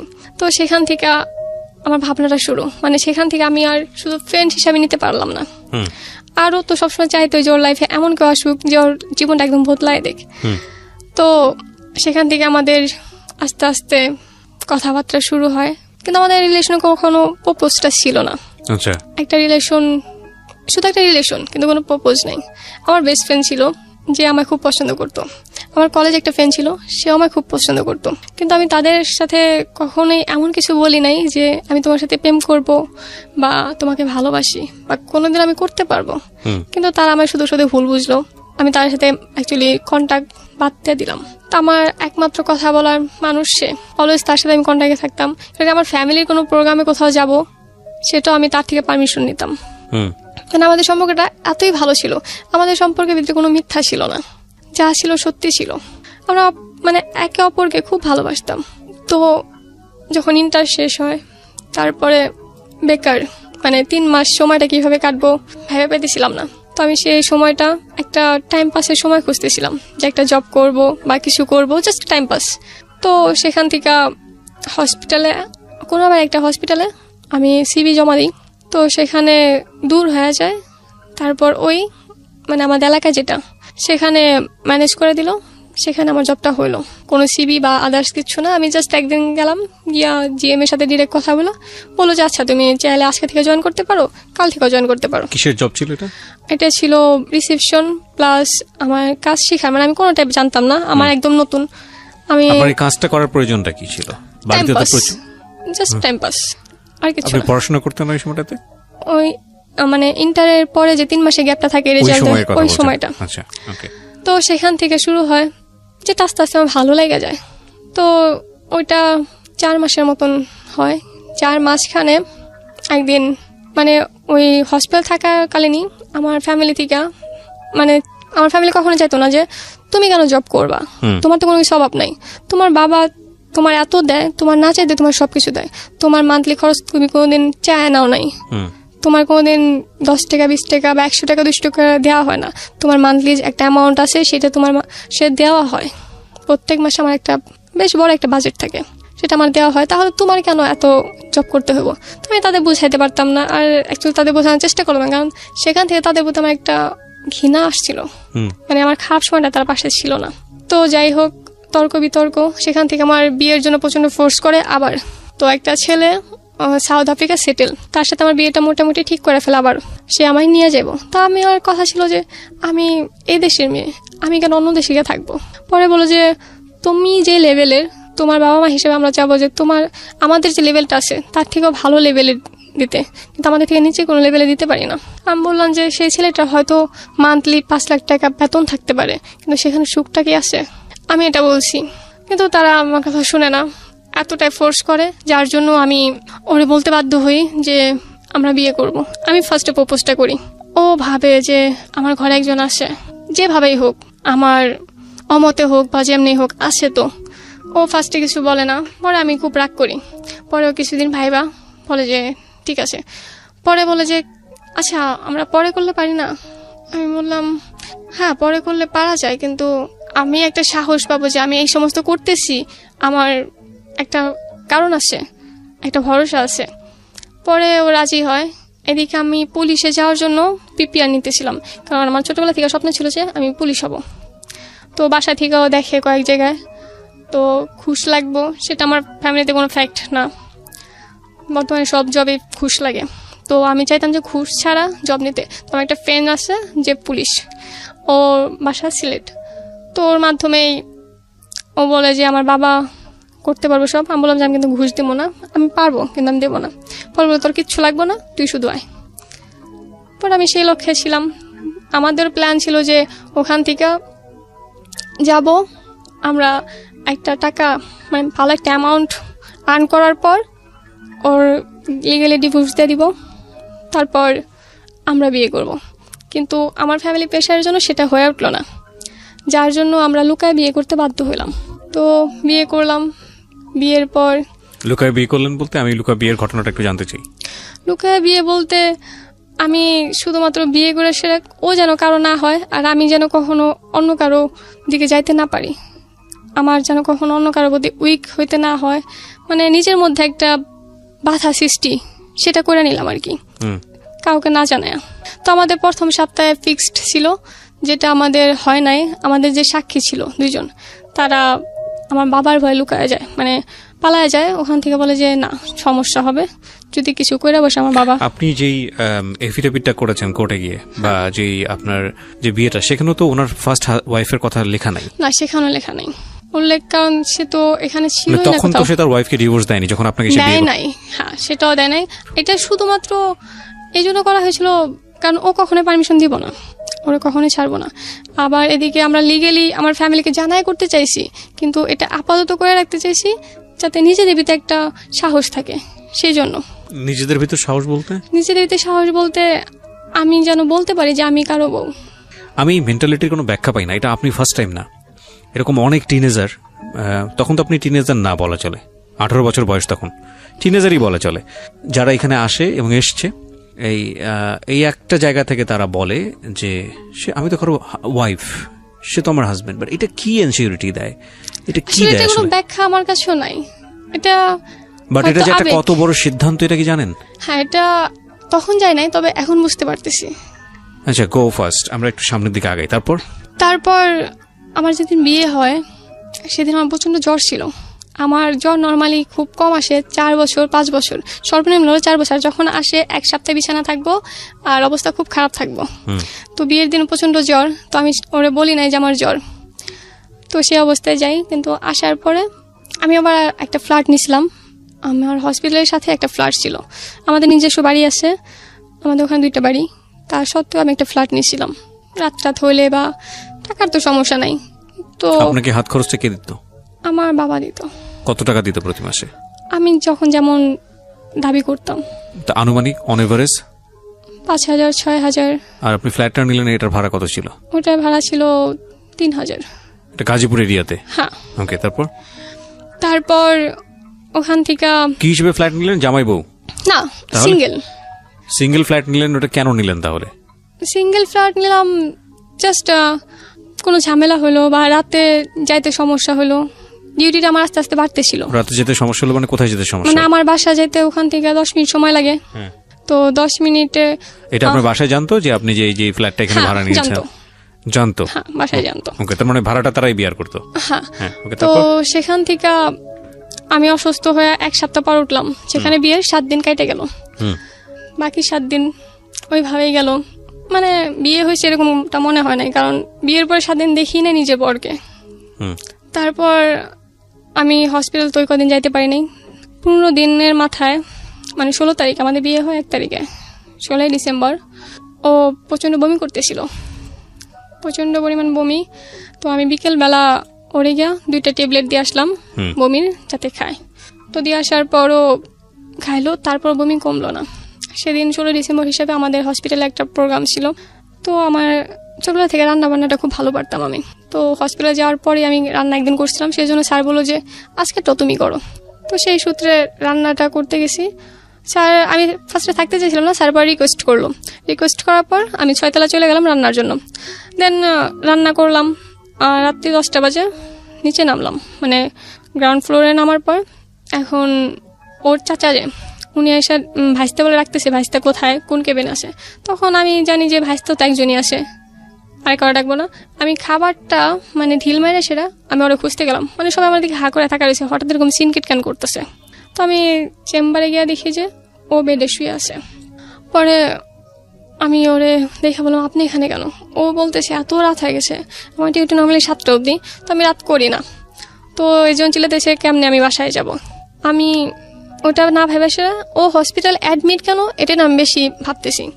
পরে রিপোর্ট আসলো, রিপোর্ট দেখে তো আমার চোখে একদম জল চলে আসলো, যেটা কি দেখতেছি আমি। দেন আমি রিপোর্টগুলো নিয়ে স্যারের কাছে গেলাম। স্যার বলতেছে, স্যার আমার নর্মালি তুই করে বলতো যে এই ছেলেটার তো 2টা কিডনি শেষ। আমি বললাম এটাই কি বলতেছেন? পরে কি হয়েছে 2টা কিডনি শেষ, মানে নষ্ট হয়ে গেছে, 2টা কিডনি ড্যামেজ। আমি বললাম স্যার এটা কিভাবে বিয়ের সম্ভব? কদিন পরে জানলেন? বিয়ের 15 দিন পর। আচ্ছা, এটাই আপনার হাজবেন্ডও আগে থেকে জানতো না? না, ও জানতো না। আচ্ছা, তারপর কি হলো? তারপর আমি কান্না করতেছি, স্যার বলতে যে আরে কান্না করতেছিস কেন? আমি বললাম না স্যার আমাকে এলাকার ওনারা তো। তো কেউ জানে না যে হ্যাঁ। আপনাকে। পরে বললাম স্যার আমাদের এলাকার তো। পরে স্যার বললো যে যাই হয়েছে হয়েছে, ওরা খুব গরিব, ওদের এটা জানানোর দরকার নাই, কা কিছুদিন গেলে এমনি মারা যাবো, জানানোর দরকার নেই, কোনো রিপোর্ট দিব না, নর্মাল একটা রিপোর্ট ভুয়া রিপোর্ট বানায় তারা দিতে চাইতেছে। মানে টোটাল কথা এই হাসপাতালে আপনি কি করতেন? ফ্রন্ট ডেস্ক অফিসার ছিলেন, রিসেপশনিস্ট হ্যাঁ, ছিলেন, আর receptionist। টুকটাক কাজ শিখতেন। হ্যাঁ। হ্যাঁ। তো আমি স্যারের আর কোনো ফোর্স করলাম না যদি ফ্লাশ হয়, সেই জন্য আমি ল্যাবে গিয়ে সেটা ল্যাবের যে ভাইয়াটা ছিল বললাম যে রিপোর্টগুলো আমায় দেন। পরে বললো যে আচ্ছা, আমার আবার আপু বলে ডাকতো, আপনি কাছে রাখেন দিয়েন না কিন্তু। আমি বললাম আচ্ছা ঠিক আছে। পরে সেগুলো নিয়ে আমি ওর কিছু জানাইলাম না। পরে এটা কি আমি গাজীপুরের হাসপাতাল? হ্যাঁ, মানে গাজীপুরে দেন ওখান থেকে আমি ওদিনকে ওদের বাসায় যাওয়ার কথা ছিল। ওদের বাসায় বলতে এই জন্য যাওয়ার কথা ছিল, অনেক রাত হয়ে গেছে গা, আবার এলাকায় একটা ছেলে আমায় খুব ডিস্টার্ব করতো, হ্যাঁ। যার জন্য ভয় পাইতো। পরে বলে আজকে আমাদের বাসায় থাইকা যাও, যেহেতু আমার ফ্ল্যাট আছে, ফ্ল্যাটে বাসায় আমার বাসায় প্রবলেম হবে না। তো সেদিন আমি ফার্স্ট ওদের বাসায় গেলাম, রাতের অন্ধকারে গেছি ওদের বাসায় কেমন, সেটা আমি কিছুই জানতাম না। তো ওদের বাসায় গিয়ে আমি কান্না করতে করতে যাইতেছি, ওর মা আমায় বললো যে কি ব্যাপার, ঠান্ডা লাগছে নাকি তোমার, অন্ধকার দেখতেছে ওর না। মা জানতো বিয়ের ব্যাপারটা? হ্যাঁ, বিয়ের ব্যাপারে জানতো বলে তো তো ওর ওয়াইফ কোথায় থাকতো? ওর ওরা আলাদা বাড়িতে থাকতো, কারণ ওর মা আর ওর বাবা ওর বাড়ি থেকে বের করে দিচ্ছিল। আচ্ছা। মানে শুরু থেকে খুব খারাপ ব্যবহার করছে, মানে নিজেরাই ভুল করে একজন আনছে, আবার নিজেরাই বের করে দিচ্ছে। তো ওর ওয়াইফ কোথায় থাকতো? একই এলাকায় কিন্তু ভাড়া বাড়িতে, আর আমি গেছিলাম ওদের বাড়িতে, মানে ওর বাবা মা যেখানে থাকতো ওকে। সেখানে। তো ওখানে যাওয়ার পর আমি সবকিছু বললাম যে এই সমস্যা, তারা ডিরেক্ট বলতেছে না আমি বিশ্বাস করি না। মানে কি আপনি পুরো বিষয়টা ওপেন করে দিলেন? হ্যাঁ, আমি বললাম যে ওর কিডনি 2টা ড্যামেজ। পরে বললাম আমি বিশ্বাস করি না। কে বলছে সেটা? ওর মা, ওর বাবা। তারপর আমি পরের দিন হসপিটালে বাইরে, ওকে বলেননি, ওর বাবা মাকে বলেছেন? না ওরে বলি না, কোনো ভাঙা পড়বে প্রচন্ড, হ্যাঁ। আমি বলতে পারি নাই। পরে ওর বাবারে ডাকলাম, ডাকার পরে রিপোর্টগুলো দেখালাম, বোঝে না, তারপরে দেখাইছি যে দেখেন এই সমস্যা, অন্তত মনের এটা দূর করার জন্য আপনি ঢাকা যে একটা টেস্ট করেন, তাও সে রাজি হচ্ছে না। পরে আমি বাসা থেকে কিছু না বললাম, আমার বাসা থেকে ওরে নামিয়ে চলে গেলাম ঢাকা কিডনি হসপিটালে, কিডনি ফাউন্ডেশনে আসলাম। আয়সা রাত্রেবেলা ফোন দিয়ে আমারে বললাম যে আমি ঢাকা আসছি, আমার এক ফ্রেন্ডের বাবা অসুস্থ, ও কিছু বুঝে না, তাই আমি নিয়ে আসছি। তো আমার সেরকম কোনো রেসপন্স করে নাই, কিছুই বলে নাই, কারণ আমার অ্যাকচুয়ালি বাইন্দা রাখতে পারে নাই, ছাড়া হয়ে গেছিলাম পুরা। মানে আপনাকে আর কন্ট্রোল করার কোনো ব্যবস্থা ছিল না? তারপর আমি যেটা করলাম, ওর টেস্ট করালাম, সবকিছু পজিটিভ আসলো। তখনও বিশ্বাস করে না ওর ফ্যামিলি, মানে যা বলেছে তাই, আসলে 2টো কিডনি নষ্ট। হ্যাঁ, কিডনি নষ্ট, কিন্তু ওর ফ্যামিলি মানতেছে না। পরে তখন ওর বউকে একটা চেন দিছিল, সোনার চেন, ওটা বিক্রি করা, আরো কিছু বিক্রি করা, ওর মার পুরানো একটা টিভি ছিল, আগের দিনের যে টিভিগুলো 2500 দিয়ে বিক্রি করছিল, একটা ফ্রিজ, ছোট একটা ফ্রিজ, এগুলা বিক্রি করা, আর ওর মার একটা কানে দুল ছিল, আর ওর ক্যাশ ছিল, মানে ওর মা সামান্য কিছু বিক্রি করা। দেন তারপরে ভর্তি করানো হয়, যেটা সম্পূর্ণ আমার তাগিদে। কোথায় সেটা? এটা কিডনি ইনস্টিটিউটে। ওকে। কিডনি ইনস্টিটিউটে তখনও তাও করা হয়তো না, তখন ওর বাবা আসছে ফার্স্টে, মানে ভর্তি করানোর উদ্দেশ্যে আসা হয়েছে, কিন্তু কিডনি ফাউন্ডেশনের সামনে দাঁড়ায় উনি বলতেছে আমি জাস্ট রক্ত দিতে আনছি, আমি তো অন্য কিছু করাবো না। তখন ও চেতে যেয়ে বলছে, মানে একটু খারাপ ব্যবহারই করছে, যে রক্ত দিতে আনছো, রক্ত তুমি বললা ভর্তি করবা, তাহলে এখন রক্ত দিতে আনছি এটা কেন বলো, যেখানে ওরা যদি এমনি রক্ত দেওয়া হয় ও মারা যাবে ডিরেক্ট, এটা জানা সত্ত্বেও সে ওখানে করতেছে।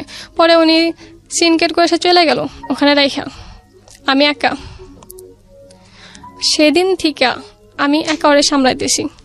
তারপর ওখানে আর হইলো না, কারণ ওখানে প্রচণ্ড খরচ। তারপর সরার দিতে গেলাম, যেখানে বন্ধ ছিল সেদিন, যার জন্য ভর্তি হতে পারলাম না। তারপর সরাদি থেকে বলে দিল যে পাশে একটা হসপিটাল আছে, ওখানে আপনি ট্রাই করতে পারেন। তারপর কিডনি স্ট্রিটে গেলাম, সেখানে গিয়ে আমরা ভর্তি হলাম। ভর্তি হওয়ার পর ওর ডায়ালিসিস করবে। এখন সেটা একটা খরচ আছে, ক্যাথেটার করার জন্য 5,000 টাকা লাগবে। টাকা পয়সা সব কিছু আমার কাছে। তখনও মানে জানে মাত্র কিছুদিন, তার আগে ওরে আমি কিছু জানাইনি। ওর বাসায় বলে দিয়েছিলাম ও জানে কিছু না জানে। দেন ওরে জানানো হলো। তারপর ওখান থেকে ডাক্তাররা বললো এই অল্প বয়সে এটা, মানে সবাই প্রচণ্ড আফসোস করতে লাগলো। তখন ওর শরীর ভাঙে নাই, ওর ওজন তখন 80 কেজি। প্রথম যেদিন ডায়ালিসিস করা হয় তখন ওর ওজন আসে 72 কেজি প্রথম ডায়ালিসিসে। ওখানে থাকি আমরা 3 দিন ডায়ালিসিস দিই, কিন্তু ওখানে আমরা থাকি হলাম প্রায় 11 দিন। ওই 11 দিনে লোকের মুখে শুধু একটা কথাই শুনছি, তোমার আর কেউ নাই, তোমার তো আজ অব্দি কেউ দেখতে আসলো না। এই এতদিন ভর্তি রইলাম, একটা দিনের জন্য না ওর বাবা না ওর মা কেউ একটা দিনের জন্য দেখতে আসে নাই। তারপর সেটা না আমি কোনো ছিল না, লোকে কথা বলতো, এক কান্দা ঢুকাইতাম আর এক কান্দা বের করে দিতাম। কিন্তু আমার বাড়িতে তা মিথ্যা বইলে আসছি। আমি তখন বলছিলাম যে যেহেতু আমার পুলিশে যাওয়ার কথা ছিল, তখনও মোটামুটি সব কিছু ঠিকঠাক। আমি বলছি যে আমার মানে কিছু টেস্ট আছে, সেগুলো করাইতে হইব, যার জন্য আমার যাইতে হইব। আমি সেজন্য গেলাম, মানে এটা তাদের বুঝাইলাম, কিন্তু আসলে তো আমি ওর পাশে এসে দাঁড়াইছি। তারপর এখান থেকে ডিরেক্ট বাসায় চলে গেলাম। বাসায় যাওয়ার পর এখন তো আমি বাসায় বলে দিছি, এখন ওদিকে লেট হইতেছে, আমার তো এখন বের হইতে হইব, যার জন্য আমি বাসা থেকে বের হইলাম। বাসা থেকে জানে যে আমি পুলিশে যাচ্ছি, কিন্তু তখন আমারটা ফিক্সড হয় নাই। কিন্তু যখন ফিক্সড হইল তখন ওর অবস্থা খারাপ হইতে থাকলো। তখন আমি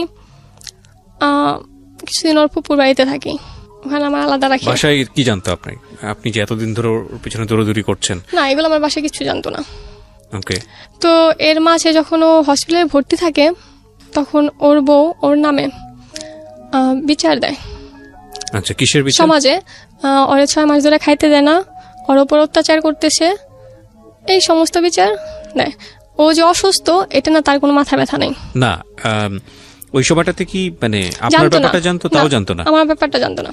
ইনফ্যাক্ট যখন অসুস্থ থাকা হসপিটালে ভর্তি করার আগে একদিন বমি করছিল, বালতিতে বমি করছিল। সে বালতির অবধি ফালায় না, 2 দিন অবধি বালতি হয়েছিল, 2 দিন পরে ও নিজে বালতিটা ফালায়। মানে এতটাই শুধুমাত্র ওর টাকা পয়সা খাইতে পারছে, ওর সাথে ঘুমাইতে পারছে, শুধু ওরে পছন্দ করে নাই। ওরে পছন্দ বলতে ওর কাজ করতে পছন্দ করে না, এক কথা। দরকার কি আপনি তাকে নিয়ে কোনো মন্তব্যই করেন না, আপনি বরং আপনার জায়গায় থাকেন। হ্যাঁ, তারপর সেখান থেকে গিয়ে বিচার দিল এই সমস্ত হাবি যাবি। তারপর 2বার বিচার করলো, মানে বিচার বসলো এলাকায়। সম্পূর্ণভাবে ওই মেয়ের মানে ওর বউয়ের সাপোর্ট করলো, কারণ তারা ওনারে ঘুষ দিছিল আর ইমোশনাল ভাবে কান্না করছিল। একটা মেয়ে কান্না করছে মানে অনেক কিছু মনে করছে তারা, কিন্তু একটা ছেলে যে অসুস্থ সেটা তারা আরো বেশি বিশ্বাস করে নাই। এই জন্য কারণ তখনও ওর শরীরটা ভাঙে নাই, তখনও ওর আর ক্যাথেটা যে করা হয়েছিল এগুলা বাসায় যাওয়ার আগে সবকিছু খুলে আসা যাওয়া হয়েছে, যার জন্য মনে হয়েছে যে কিছুই না। তারপর চেয়ারম্যান বলল যে ওর যেহেতু সমস্যা বিশ্বাস করে না, তাহলে ওর শ্বশুরবাড়ি হলাম টাঙ্গাইল নিয়ে এসে পরীক্ষা করো। তখন চেয়ারম্যানের মানে বলা উচিত ছিল যে টাঙ্গাইল কেন করবেন, ঢাকায় এত বড় বড় হসপিটালে করাইছে, বা তোমার যদি ডাউট থাকে তুমি সেখানে যা করাও, টাঙ্গাইল কেন করা হবে, টাঙ্গাইলে কি আছে। এটা উনি বলে নাই। এটা ওনার, যেটা আমার মনে হয়েছে যে আমার না প্রত্যেকের মনে হবে, এই রেডিও যারা শুনতেছে তাদের প্রত্যেকের মনে হবে যে এটা তার বিচার হয় নাই। ঠিক আছে, বিচার টিচারের দরকার নেই, আপনি আপনার লাইফে থাকেন। তারপরে সেখানে থেকে উনি চলে গেল, অশান্তি করা শুরু করলো। তখনও জানে না, কারণ তখনও আমাদের ভিতরে যা করছে আমি দূরে থেকে করছি, মানে সামনাসামনি আমি কখনো আসিনি। তারপর পুলিশে যাওয়ার কথা, যেটা আমার ফাইনালি চলে আসলো, সময় হয়ে গেল, সবকিছু ঠিকঠাক হয়ে গেল, কিন্তু তখন ও আর রাজি হলো না। না থাক, চাইতে হইব না। আবার আমার যে ফ্রেন্ড নিতে চাইছে, ও আবার আমায় পছন্দ করতো, যেটা ও ভয় পাইতো। ওর এত বড় একটা অসুখ, যদি আমি ওর ছেড়ে চলে যাই, সবকিছু মিলায় ও আমার যাইতে দিল না। তো আমিও ভাবলাম যে ওর পাশে হয়তো আমার খুব বেশি দরকার।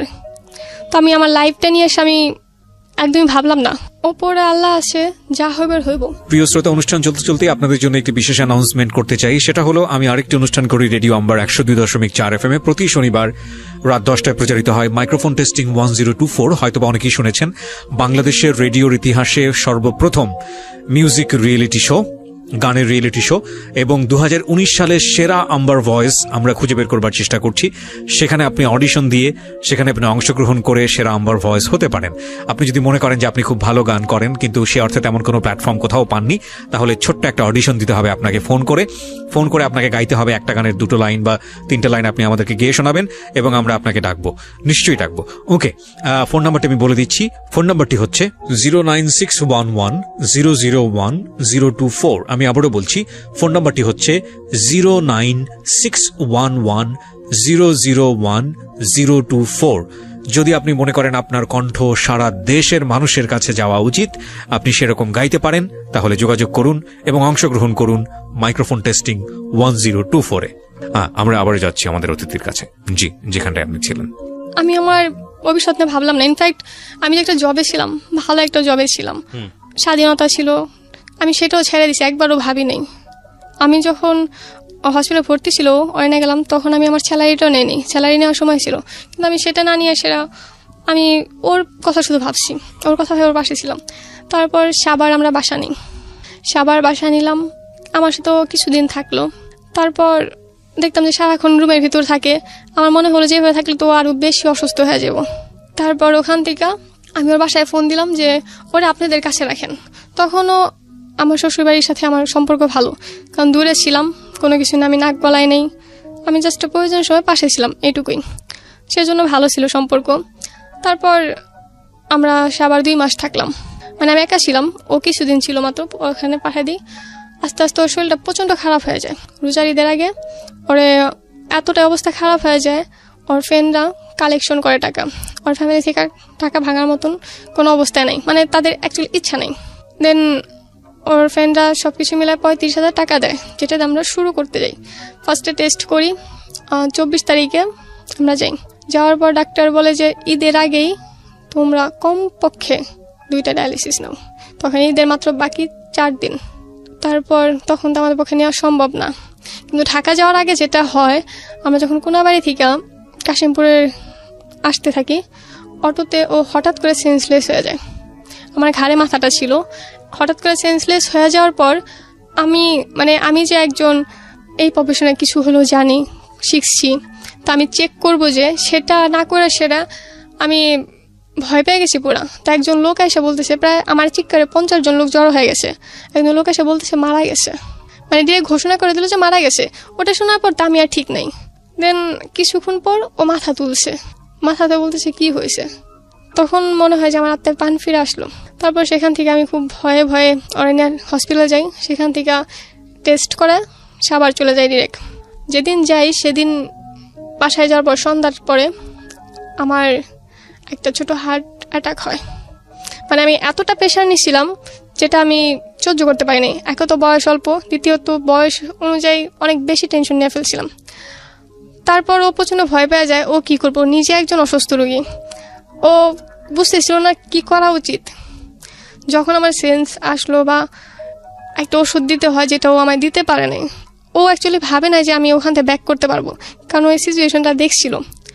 তারপর যাই হোক, আল্লাহর রহমতে সব কিছু ঠিক হয়েছে। তারপর ওখান থেকে ওর চিকিৎসা আবার শুরু হয়, নিয়ে আসা হয়, ওর চিকিৎসা শুরু করি। ফিস্টুলা করতে হবে। ফিস্টুলা করার জন্য আমাদের হসপিটাল থাকতে একজনের সাথে আলাপ হয়। উনি বলল যে তোমরা ঢাকা আসো, শুধু আমি সব কিছু করতেছি। তো যেহেতু পরিচিত, বিশ্বাস করলাম, ওনার মাধ্যমে ফিস্টুলাটা শুরু করি। ফিস্টুলা ক্যাথেটার 2টা একসাথে শুরু করি, কারণ ফিস্টুলা চালু হতে 2.5 মাস সময় লাগে। কিন্তু কি বলে, ওইটা শুরু হয় না, আমাদের ওইটা ফিস্টুলাটা নষ্ট হয়ে যায়। একটা ফিস্টুলা নর্মালি অনজয় করলে পর 15,000 টাকা রাখে, যেখানে আমাদের 8,000 রাখছে। কিন্তু একটা ইঞ্জেকশন 2 বেলা দিতে হয়, যেটা 700 করে পড়ে একটা ইঞ্জেকশন, যেটা প্রচণ্ড ব্যয়বহুল, আমাদের পক্ষে সম্ভব না। তো সেখান থেকে ওই টাকায় হয় না, যে 35,000 টাকা দেয় ক্যাথেটার ফিস্টুলা করতে প্রথমে 17,000 টাকা আমাদের চলে যায়। কিন্তু আমি কি করব তখন? তারপর ওর ব্লাড দিতে হইব। আমরা যখন ডায়ালিসিস শুরু করি, প্রথম ডায়ালিসিসের দিন ওর ব্লাড ছাড়া ডায়ালিসিস কোনোভাবে শুরু করবো না, হিমোগ্লোবিন তখন 3-এরও নিচে। আমি বলতেছি, ওনারা শুনতেছি না, ওরা বলতেছে আমরা রিস্ক নিতে পারবো না। পরে যখন আড়ালে গিয়ে বললো যে আপনার হাজব্যান্ড এখন আমরা ডায়ালিসিস শুরু করি, ও মারা যেতে পারে, তখন আমি বুঝতেছিলাম না যে আমি কি বলবো। পরে আমাদের কাছে মাত্র একজন ডোনার, ওর গ্রুপ হয়েছে ও নেগেটিভ, যেটা খুব রেয়ার, আপনিও হয়তো জানেন, সারা দেশের মানুষই আশা করি জানে, কিন্তু এতটাই রেয়ার পাওয়া যায় না, যায় না। তারপর আমাদের সাথে একজন ছিল, সেটা দিয়ে সে একমাত্র আমার পায়ে পড়া বাকি ছিল। বললাম যে দেখেন, না করলেও ক্ষতি হইব, করলেও ক্ষতি হইব, আবার ভালোও হইতে পারে। তবে আমি রিস্কটা নিয়ে সেটা করাইলাম। তবে যেখানে 4 ঘন্টা হয় সেখানে আমরা ডায়ালিসিস দিলাম 2 ঘন্টা। ফার্স্ট ডায়ালিসিসটা করাইলাম, তারপরে একের পর এক 4টা ডায়ালিসিস 4 ব্যাগ দেওয়া হলো। প্রথমবার 1 ব্যাগ নিলাম, তারপর থেকে 2 ব্যাগ করে নেওয়া হলো, লাস্টে 1 ব্যাগ নিলাম। তার মধ্যেই ফিস্টুলাটা নষ্ট হয়ে গেল। এখন কিভাবে টাকা ম্যানেজ হবে সেটা মাথায় নাইকা। তো যে রক্ত দিছিল তাদের কাছে আমি একজনে বলছিলাম যে বলছিল যে আপু আপনাদের কিভাবে হলো, এক এলাকার, কিন্তু আমরা কোনোদিন জানতে পারলাম না। পরে হিস্ট্রিটা বললাম যে এইভাবে শুরু, যদি পারো সাহায্য করো। পরে ওরা টোটাল ফার্স্টে আমাদের 32,000 টাকা দেয়। 32,000 দেওয়ার আগে আমি শুরুতেই ওরা টাকা তোলা শুরু করছে, তার 2 দিন পর আমি 15,000 টাকা তুলে নিই ওদের থেকে। 15,000 টাকা দিল আমায়, আমি ওটা দিয়ে এসে পরবর্তীতে ফিস্টুলাটা করি। কিন্তু এটা নিয়ে এসে যে ঝামেলাটা হয় ফ্যামিলিতে, ফার্স্টে যখন ওর ফ্রেন্ড আমায় টাকা দেয় ওটা ওরা নিয়ে যায়, পরের দিন সকালে আমায় মাত্র 12 থেকে 15,000 টাকা দিতে চায়, যেটা আমি ডিরেক্ট না বলে দিই যে আমি এটা হবে না। সেখান থেকে তারা আমায় দেখতে পারে না। তারপরে যেটা হয়, আমি ম্যানেজ করার চেষ্টা করি সব কিছু। আস্তে আস্তে ওর অবস্থা খারাপ হইতে থাকে। ওর ডায়ালিসিস করাটা আমার জন্য খুব কষ্টের হয়ে যায়। যেটা ছিল সেটা দিয়ে সে ডায়ালিসিস আমি 2টা করে করাই, কিন্তু অ্যাট লাস্ট আমার কাছে আর কোনো টাকা ছিল না যে ডায়ালিসিস আমি করাবো। আমি কিভাবে করাবো? আমি যতটুকু পারছি, আমার সম্ভব ছিল, আমি ট্রাই করছি। তারপর এক সময় আসে আমার বাসায় জানাজানি হয়ে যায়। অ্যাকচুয়ালি জানাজানিটা হইতো না, ঈদের আগের দিন, কুরবানিদের আগের দিন আমি আমার বাড়িতে যাই, যেহেতু আমার বাড়িতে জানি যে আমি জব করি, তো ছুটিতে সবাই আসে বাড়িতে। আমার ফ্যামিলিও অধীর আগ্রহে বসে আছে যে আমিও আসবো, তো সেই হিসাবে শুধুমাত্র দেখানোর জন্য আমি আসছি। সেদিনও এতটা অসুস্থ হয়ে পড়ে, ওরে হসপিটালে নেওয়ার মতন কেউ নাই, ওর বাবা মা বোন কেউ নাই পাশে। ইনফ্যাক্ট ওরে কিডনি দেওয়ার কথা ছিল শুরু থেকে আমার, কিন্তু আমি জানতাম না যে আমি কিডনি দিতে পারবো। তখন আমি অনেক ভয়ে ভয়ে ওর মারে বলি, ওর মা সময় নেয়, একটা মা সময় নেয় যে ছেলেকে কিডনি দেবে না দেবে না। 1 ঘন্টা পরে ফোন দেয়, বলে যদি লাগে আমি দেব, এমনভাবে বলে। আমি তারপর বলি যে যাই হোক পাইছি তো। তাও তার ঘন্টাখানিক পর আমি আবার জানতে পারি যে আমি দিতে পারবো। ওই যে ভাইয়াটা আমাদের হেল্প করছে উনি বলছে যে স্ত্রী দিতে পারে। পরে আমি বললাম যেহেতু আমার সাথে ম্যাচ, তাহলে আমি অবশ্যই দেবো। আমি সাথে সাথে ফোন দিয়ে বললাম মা আপনার দিতে হইব না। পরে উনি বলল ঠিক আছে। এর জন্য বাড়ি বিক্রি করার উদ্যোগ নেয়, কিন্তু ওরা কোথায় থাকবো সেটা ভাইবা সেরা বাড়িটা আর বিক্রি করে না, যার জন্য ওর অপারেশনটা হয় না। যদি হয়তো এতদিনও সুস্থ হয়ে যেত, যেটা আমাদের ডক্টর বলে। কিছু টাকার জন্য ওর অপারেশনটা হয় না, কিন্তু এর ভিতর যে সমস্যাটা হয়ে যায়, আমার ফ্যামিলি জানা যায় সব কিছু জানতো না, কারণ ওর ফ্যামিলি একদিনের জন্য ওর সামলাইতে পারলো না। যদি একটা দিনের জন্য ওর ফ্যামিলি সামলাইতে পারতো তাহলে হয়তো আমার ফ্যামিলি ফ্লাশ হইতো না, বা আমি যেমনি চলতেছিল চালাইতে পারতাম আরও কিছুদিন। হয়তো এটা মিথ্যা, অন্যায়, তারপরও আমি মনে করছি যে একটা মানুষের পাশে থাকা, একটা মানুষ হিসেবে আমি অন্য কোনো সম্পর্ক টানতেছি না, একটা মানুষ হিসেবে একটা মানুষের পাশে শুধু আমি থাকতে চাইছি। আমি আমার কিডনি দেবো এটা আমি একবারও ভাবিনি। আমার শুধু একটাই চাওয়া ছিল যে একটা মানুষ হিসেবে একটা মানুষের পাশে থাকবো আর তাকে আমি সুস্থ করব। শুধু তাকে সুস্থ করার জন্য যা কিছু করার, আমি অনেক ছোট হয়েছি, লোকের কাছে হাত পাচ্ছি, আমি সারা জীবন লোককে টাকা দিয়ে আসছি, কিন্তু ফার্স্ট টাইম আমার কখনো লজ্জা লাগে নাই যখন আমি আমার স্বামীর জন্য হাত পাচ্ছি। কারণ কেন লজ্জা পাবো? আমি যদি বাঁচাইতে পারি তাহলে আমার লজ্জা পাওয়ার তো দরকার নাই। আমি সবটুকু চেষ্টা করতেছি, আর আমার মৃত্যুর আগ পর্যন্ত আমি চেষ্টা করে যাব যাতে তাকে আমি সুস্থ করতে পারি। বাঁচা মরার মালিক আল্লাহ। তবে একটা কথা এখানে না বললেই নয় প্রিয় শ্রোতা, এদের লাইফ দিয়ে আজকের এদের অবস্থাটাকে আপনি কিভাবে জাস্টিফাই করবেন, বা এদের যে ঘটনাটা সেটা দিয়ে আপনি ওদের দিকে হাত বাড়াবেন কি বাড়াবেন না, সেটার একটা বড় রকমের প্রশ্নবোধক চিহ্ন অবশ্যই আছে। কিন্তু আমার মনে হয় যে একটা মানুষ যখন মৃত্যুর দুয়ারে, তখন আসলে কি করে সে মৃত্যুর দুয়ারে পৌঁছেছে, কি হয়েছে না হয়েছে, যদি আপনার হাতে সুযোগ থাকে তাহলে আমার মনে হয় তাকে সেভ করা উচিত। তো এটা হচ্ছে বিষয়। অবশ্যই এই মেয়েটি যে সিদ্ধান্ত নিয়েছে সেই সিদ্ধান্তটা যৌক্তিক ছিল নাকি শুধুমাত্র ইমোশনাল ছিল, সেটার একটা জাজমেন্টের জায়গা অবশ্যই আছে। এবং যে ছেলেটি বিয়ে করেছে সেও সেকেন্ড ওয়াইফ হচ্ছে উনি। ফার্স্ট ওয়াইফ কি এখনো আছে না ডিভোর্স হয়ে গেছে? এখন আছে, তবে অসুস্থ হওয়ার পর থেকে চলে গেছে। মানে উনিও জানে এখন আপনাদের সেকেন্ড বিয়ের ব্যাপারে? উনি জানে কিছুদিন যাবত মাসখানেক হইব হয়তো। তো উনি জানার পরে কি রিয়াকশন কি ওনার? উনি জানার পর কোনো রিয়াকশন, হ্যাঁ আবার অবশ্য বিচার দিছে, কিন্তু এলাকার লোকজন বলে যে ও যা করছে ঠিকই তো করছে, ওর পাশে একজনকে দরকার, ওর এই সেবাগুলো তুমি কেন পালাই গেছো? তাদের প্রশ্ন একটা, তুমি কেন পালাই গেছো? আর ও যখন ছিল, ও সুস্থ ছিল, ওদের সংসার করতেছিল, আমি ওদের সংসার কিন্তু ভাঙতে আসি নাই।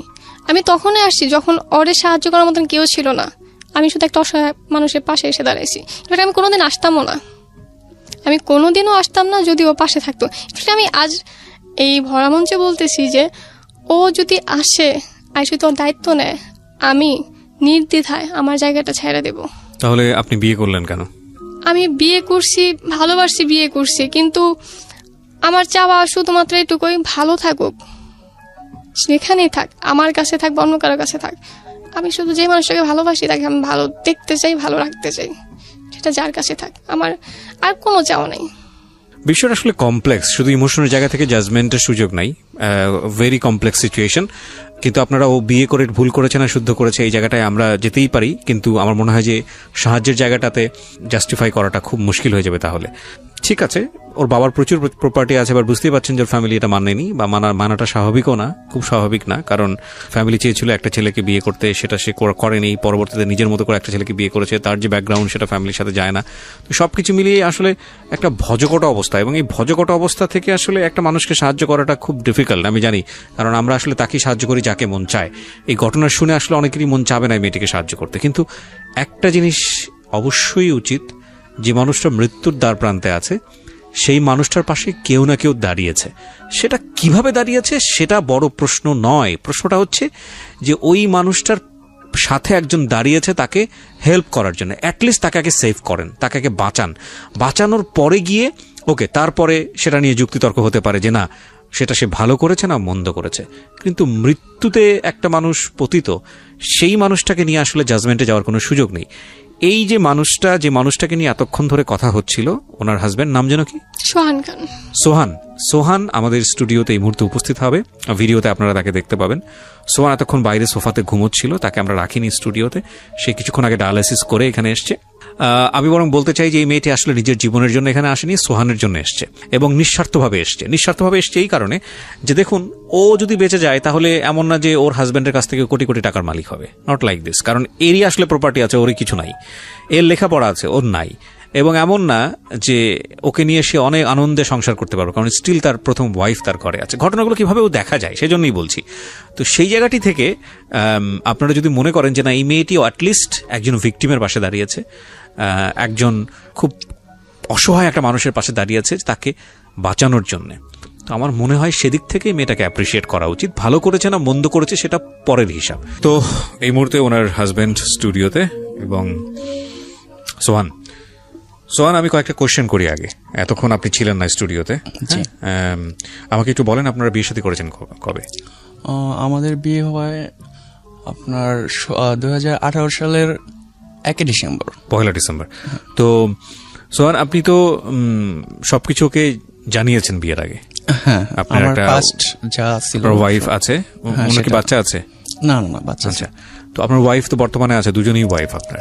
হ্যাঁ, দুটোই আছে। দুটোই আছে। আচ্ছা, তো আপনার এই যে ডায়ালাইসিস যেটা হলো, মানে যেটা হচ্ছে এখন কিডনি ধরা পড়েছে, এটার ব্যাপারে আপনি সবকিছু আপ টু ডেট, যে এটা আপনার দুটো কিডনি নষ্ট হয়ে গেছে এরকম সবকিছু আপ টু ডেট?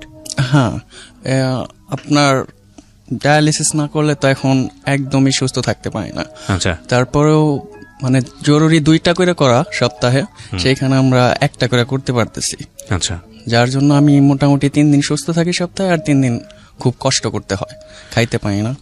একটা বিষয় কি, মানে যদি ধর্মীয়ভাবে বিষয়টা দেখি সেকেন্ড ওয়াইফের ক্ষেত্রে, একটা হচ্ছে রিলিজিয়ান থেকে ধর্মীয়ভাবে আপনি যেহেতু মুসলমান, সেই জায়গাটা থেকে এটার অনুমতি আছে, কিন্তু রাষ্ট্রীয়ভাবে আমরা যদি যাই বা আমাদের আইনের প্রেক্ষাপটে যদি আমরা যাই, তাহলে প্রথম স্ত্রীর অনুমতি ছাড়া আপনি দ্বিতীয় ওয়াইফকে নিতে পারবেন না। এবং আমাদের সামাজিক যে অবস্থা, সেখানে এটা বিষয়টা সুখেরও হয় না, অনেক ভয়ঙ্কর রকম রূপ ধারণ করে পরবর্তীতে এই বিষয়গুলো জানাজানি হলে। তো এইরকম একটা ঝুঁকি আপনার কি মনে হয় না যে আপনি এরকম একটা বিপদের মধ্যে, বা নাকি আপনার একটা প্ল্যান ছিল যে কোনোভাবেই হোক ওনাকে লাইফে জড়িয়ে তারপরে একটা সেটেল করা? না, এরকম না, আসলে ওর সাথে আমি ভালো ছিলাম না, একদম প্রচুর খারাপ ছিলাম। আর বিয়েটা হয়েছিল আমার মানে অনুমতি ছাড়া অথবা আমার রায় ছাড়া, যৌতুক নেওয়া মানে হয়েছিল, জোর করে আর কি একটা বিয়ে, মানে যৌতুকের লোভে আমার বাবা করাইছিল। তখন তো আমার মাথায় একটু প্রবলেম ছিল, তো আমি তো ওইভাবে স্ট্রংলি নাও করতে পারি নাই। তো ভদ্রমহিলার আগে বিয়ে হয়েছিল কোথাও? হ্যাঁ হ্যাঁ, আগে একটা বিয়ে হয়েছিল, সেটাও আমার জানাইছিল না, সেটাও আমি জানতাম না। এবং আমার চেয়ে এইজটাও অনেক বেশি, বয়সও অনেক বেশি। তো এই বিষয়গুলো আমার মনে আর কি প্রচুর আঘাত করছিল। ওই সংসার কত বছরের আপনার? আমাদের ওই বিয়ে হয়েছিল 13 সালে, বাট ও চলে গেছিল, মানে অন অফ ছিল। ঠিক আছে, আমি এখন যে অবস্থায় আপনি আছেন, এই অবস্থা থেকে আপনার ওয়াইফ চাচ্ছে, মানে আপনার সেকেন্ড ওয়াইফ চাচ্ছে আপনাকে কিডনি দিতে, রাইট? সো আপনাকে একটা কিডনি দিলে আপনি সুস্থ জীবনযাপন করতে পারবেন। তো এটার জন্য কি পরিমাণ আপনার আর্থিক সাহায্য লাগবে? এখন ওষুধপত্র, তারপরে সবকিছু যাবতীয় নিয়ে 3.5 লাখ টাকার মতো। আচ্ছা, আপনি একটু বলেন আমাকে, লুবা ডাক্তার কি বলেছে? ডাক্তার আমরা যখন ভর্তি করে ফার্স্টে বলছে যে দেখো ওর বয়স যেহেতু অল্প, তাহলে তোমরা দেরি করো না, তোমাদের যদি পার্সোনালভাবে কোনো সাহায্য দরকার হয় তাহলে আমরা করব, যেহেতু তোমরা খুবই অল্প বয়সে দুইজন, তোমাদের খুব কম টাকা লাগবে, তোমাদের চার্জ লাগবে 2 লাখ টাকা কিডনি চার্জ। আর যদি তোমার সাথে ম্যাচ হয়ে যায় আল্লাহর রহমতে, তাহলে তো সেটা খুবই ভালো কথা, তোমাদের টাকা কম লাগবে, চার্জ লাগবে, আর হসপিটালে 15 দিন থাকতে হবে। এখন সবকিছু মিলিয়ে কি বলছে ডাক্তার, কত লাগবে টোটাল? মানে এখন ডায়ালিসিস বা পরে যা খরচ হবে ওষুধের খরচ ছাড়া শুধুমাত্র কিডনি ট্রান্সফার করতে 3,90,000 টাকা লাগবে। আচ্ছা, 3,90,000, তার মানে প্রায় 4 লাখ টাকার মামলা। হ্যাঁ, আর তারপরে 1 বছর পর্যন্ত ওষুধ খাইতে হইব। ওকে। আর যেটা আশা করি আমরা নিজেরাই দুইজনে কাজ যদি করে। ডায়ালাইসিস করতে ওকে না পারে, আপনার বয়স কত এখন? 26 বছর বয়স, মানে ডায়ালাইসিস যদি করতে না পারে, ওর দুটো কিডনির যে অবস্থা, তাতে ওর ডাক্তার কি বলেছে? ডায়ালিসিস করতে না পারলে যেটা হবে, ওর পেটে যদি পানি জমে, পেটে পানি জমলে পরে যেটা পেট থেকে বের করতে হবে, আর যেটা আইসিইউ সাপোর্ট ছাড়া করা সম্ভব না। আর প্রত্যেকদিন আইসিইউতে, তার মানে আমরা বুঝতে পেরেছি যে ও আসলে মৃত্যুর সাথে প্রতি মুহূর্তে পাঞ্জা লড়ছে। আপনারা দেখতে পাচ্ছেন না ভিডিওতে, আমি দেখতে পাচ্ছি। আমি যখন স্টুডিওতে ঢুকলি তখনই ওকে বলছিলাম সঙ্গে সঙ্গে আপনার পায়ে পানি চলে এসছে। আপনি তো ডায়ালিসিস করেছেন বোধহয় একটু আগেই, তারপরে ওই অবস্থা। ঠিক আছে, আমি একটু যেটা বলেছি যে সেটা হচ্ছে কি অবস্থায় আপনারা এসছেন এখানে, কিভাবে হয়েছে, ওগুলো নিয়ে তর্ক বিতর্কের সুযোগ আছে, সেগুলো দিকে আমরা বরং না যাই। আমরা বরং এটা কিভাবে দেখি যে এই মেয়েটি একজন ভুক্তভোগী মানুষের পাশে দাঁড়িয়েছে।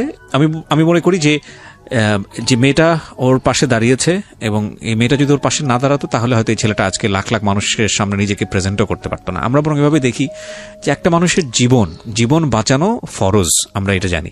তো সেই জায়গাটা থেকে এই ছেলেটার একটা ব্যবস্থা হোক। কিডনির ব্যবস্থা হয়ে গেছে, শুধুমাত্র 4 লক্ষ টাকা হলে এই ছেলেটা বাঁচতে পারবে।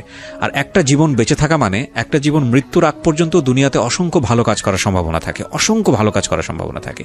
আমরা জানি না যে কালকে আমাদের জন্য কি অপেক্ষা করছে, এই ছেলেটি কালকে পর্যন্ত বেঁচে থাকবে কিনা এটাও আমরা জানি না। কিন্তু আমরা যদি এই ছেলেটির জন্য স্টেপ নেই, আমরা যদি এই ছেলেটির জন্য কিছু না কিছু করি, তাহলে এটার দ্বারা আমাদের একটা ভালো কাজ নিশ্চিত হয়ে গেল, এবং প্রত্যেকটি ভালো কাজের একটা রিটার্ন থাকে, নিজের জীবন দশা সেটা পাওয়া যায়, সৃষ্টিকর্তা আমাদেরকে সেটা দেন, এবং মৃত্যুর পরে তো সেটা আছেই। তো সেই জায়গাটা থেকে আমরা বরং কোনো কিছুর যোগ বিয়োগ না করে, ভালো ছিল না মন্দ ছিল ওদের এই প্ল্যানটা বা কি হয়েছে না হয়েছে, সেই জায়গাটায় না গিয়ে আমরা বরং এই ঘটনাটা কিভাবে দেখি যে একটু মৃত্যু পথযাত্রী একটা ছেলে, মৃত্যু পথযাত্রী একটা মানুষ আজকে আমাদের দরজায় দাঁড়িয়ে আছে, মাত্র 4 লাখ টাকা হলে তার বাঁচার সম্ভাবনা হয় with the name of almighty Allah. তো আমরা তাকে সেই সাহায্যটুকু করি। ঠিক আছে, তাদের সংসার সুখের হবে নাকি তারা একসাথে থাকতে পারবে না, নাকি তারা ভবিষ্যতে কিভাবে থাকবে, সেই জাজমেন্ট আমরা বরং না যাই। আমরা বরং এটা চিন্তা করি সোহান সে এখন মৃত্যু মুখাপেক্ষী, তাকে আমরা সাহায্য করি। হ্যাঁ, তো ওই জায়গাটা থেকে আমি আপনাদের সবাইকে বলবো যে ওর পাশে দাঁড়ান, হি নিডস হেল্প। আপনাদের যদি কোনো ফোন নাম্বার থাকে আমাদের শ্রোতাদেরকে যদি বলতে চান, আমি 2টো নাম্বারের কথা আপনাদেরকে বলে দিয়েছিলাম যে 2টো নাম্বার আপনাদেরই নামে, আপনাদের দুজনের নামে তো? হ্যাঁ, এবং এই দুটো কিভাবে করা আছে? বিকাশ করা আছে, বিকাশ করা পার্সোনাল, আর কি করা আছে? দুইটাই পার্সোনাল ছাড়া করা যায় না। শুধু বিকাশ ছাড়া আর অন্য কিছু করেনি, নগদ বা অন্য কোনো কিছু? না, ওরকম ভাবে করা হয়নি। আচ্ছা, ঠিক আছে। এই 2টো নাম্বার আমি দেওয়ার আগে একটু সতর্কতা বলে দিই, এই 2টো নাম্বার দেওয়ার সঙ্গে সঙ্গে it will be publicly open, এবং এই 2টো নাম্বারে 24 ঘন্টা ফোন আসা, কারোর সঙ্গে আপনার কথা বলা, কিংবা আপনি কারোর সঙ্গে কোনো পার্সোনাল ডিলিংসে যাওয়া, কেউ আপনাকে অর্থ সাহায্য করুক আর না করুক, এগুলোর সমস্ত দায় দায়িত্ব আপনাদের নিজেদের। এই ব্যাপারে রেডিও কোনো রেসপন্সিবিলিটি গ্রহণ করছে না, এটা তো আপনারা জানেন এবং মানছেন সেটা। ওকে, সো মেনেই আমি আপনাদের এই 2টো নাম্বার অ্যানাউন্স করতে বলবো। কোনো প্রকার কারো দ্বারা ব্যক্তিগত লেনদেনে আপনি যদি ক্ষতিগ্রস্ত হন, কারো দ্বারা আপনি যদি ভুলভাবে কনভিন্স হন, কিংবা কেউ যদি আপনাকে কোনো ধরনের ক্ষতির শিকার করে, সেটার দায় দায়িত্ব সম্পূর্ণ আপনার। এটা আপনারা মেনে নিচ্ছেন সজ্ঞানে? আচ্ছা, তো মেনে নিয়ে আপনারা 2টো নাম্বার ওপেন করতে পারেন। আপনারা 2টো নাম্বার বলতে পারেন, যে 2টো নাম্বারের মাধ্যমে আপনার সঙ্গে যোগাযোগ করা যাবে, আপনাদেরকে সাহায্য করা যাবে। জি বলুন। 01644468196। আরেকবার বলেন। 01644468196। এটা একটা। আরেকটা হলো 01401868279। আরেকবার বলেন। 01401868279। তাওয়াক্কুল আলাল্লাহ। মানুষ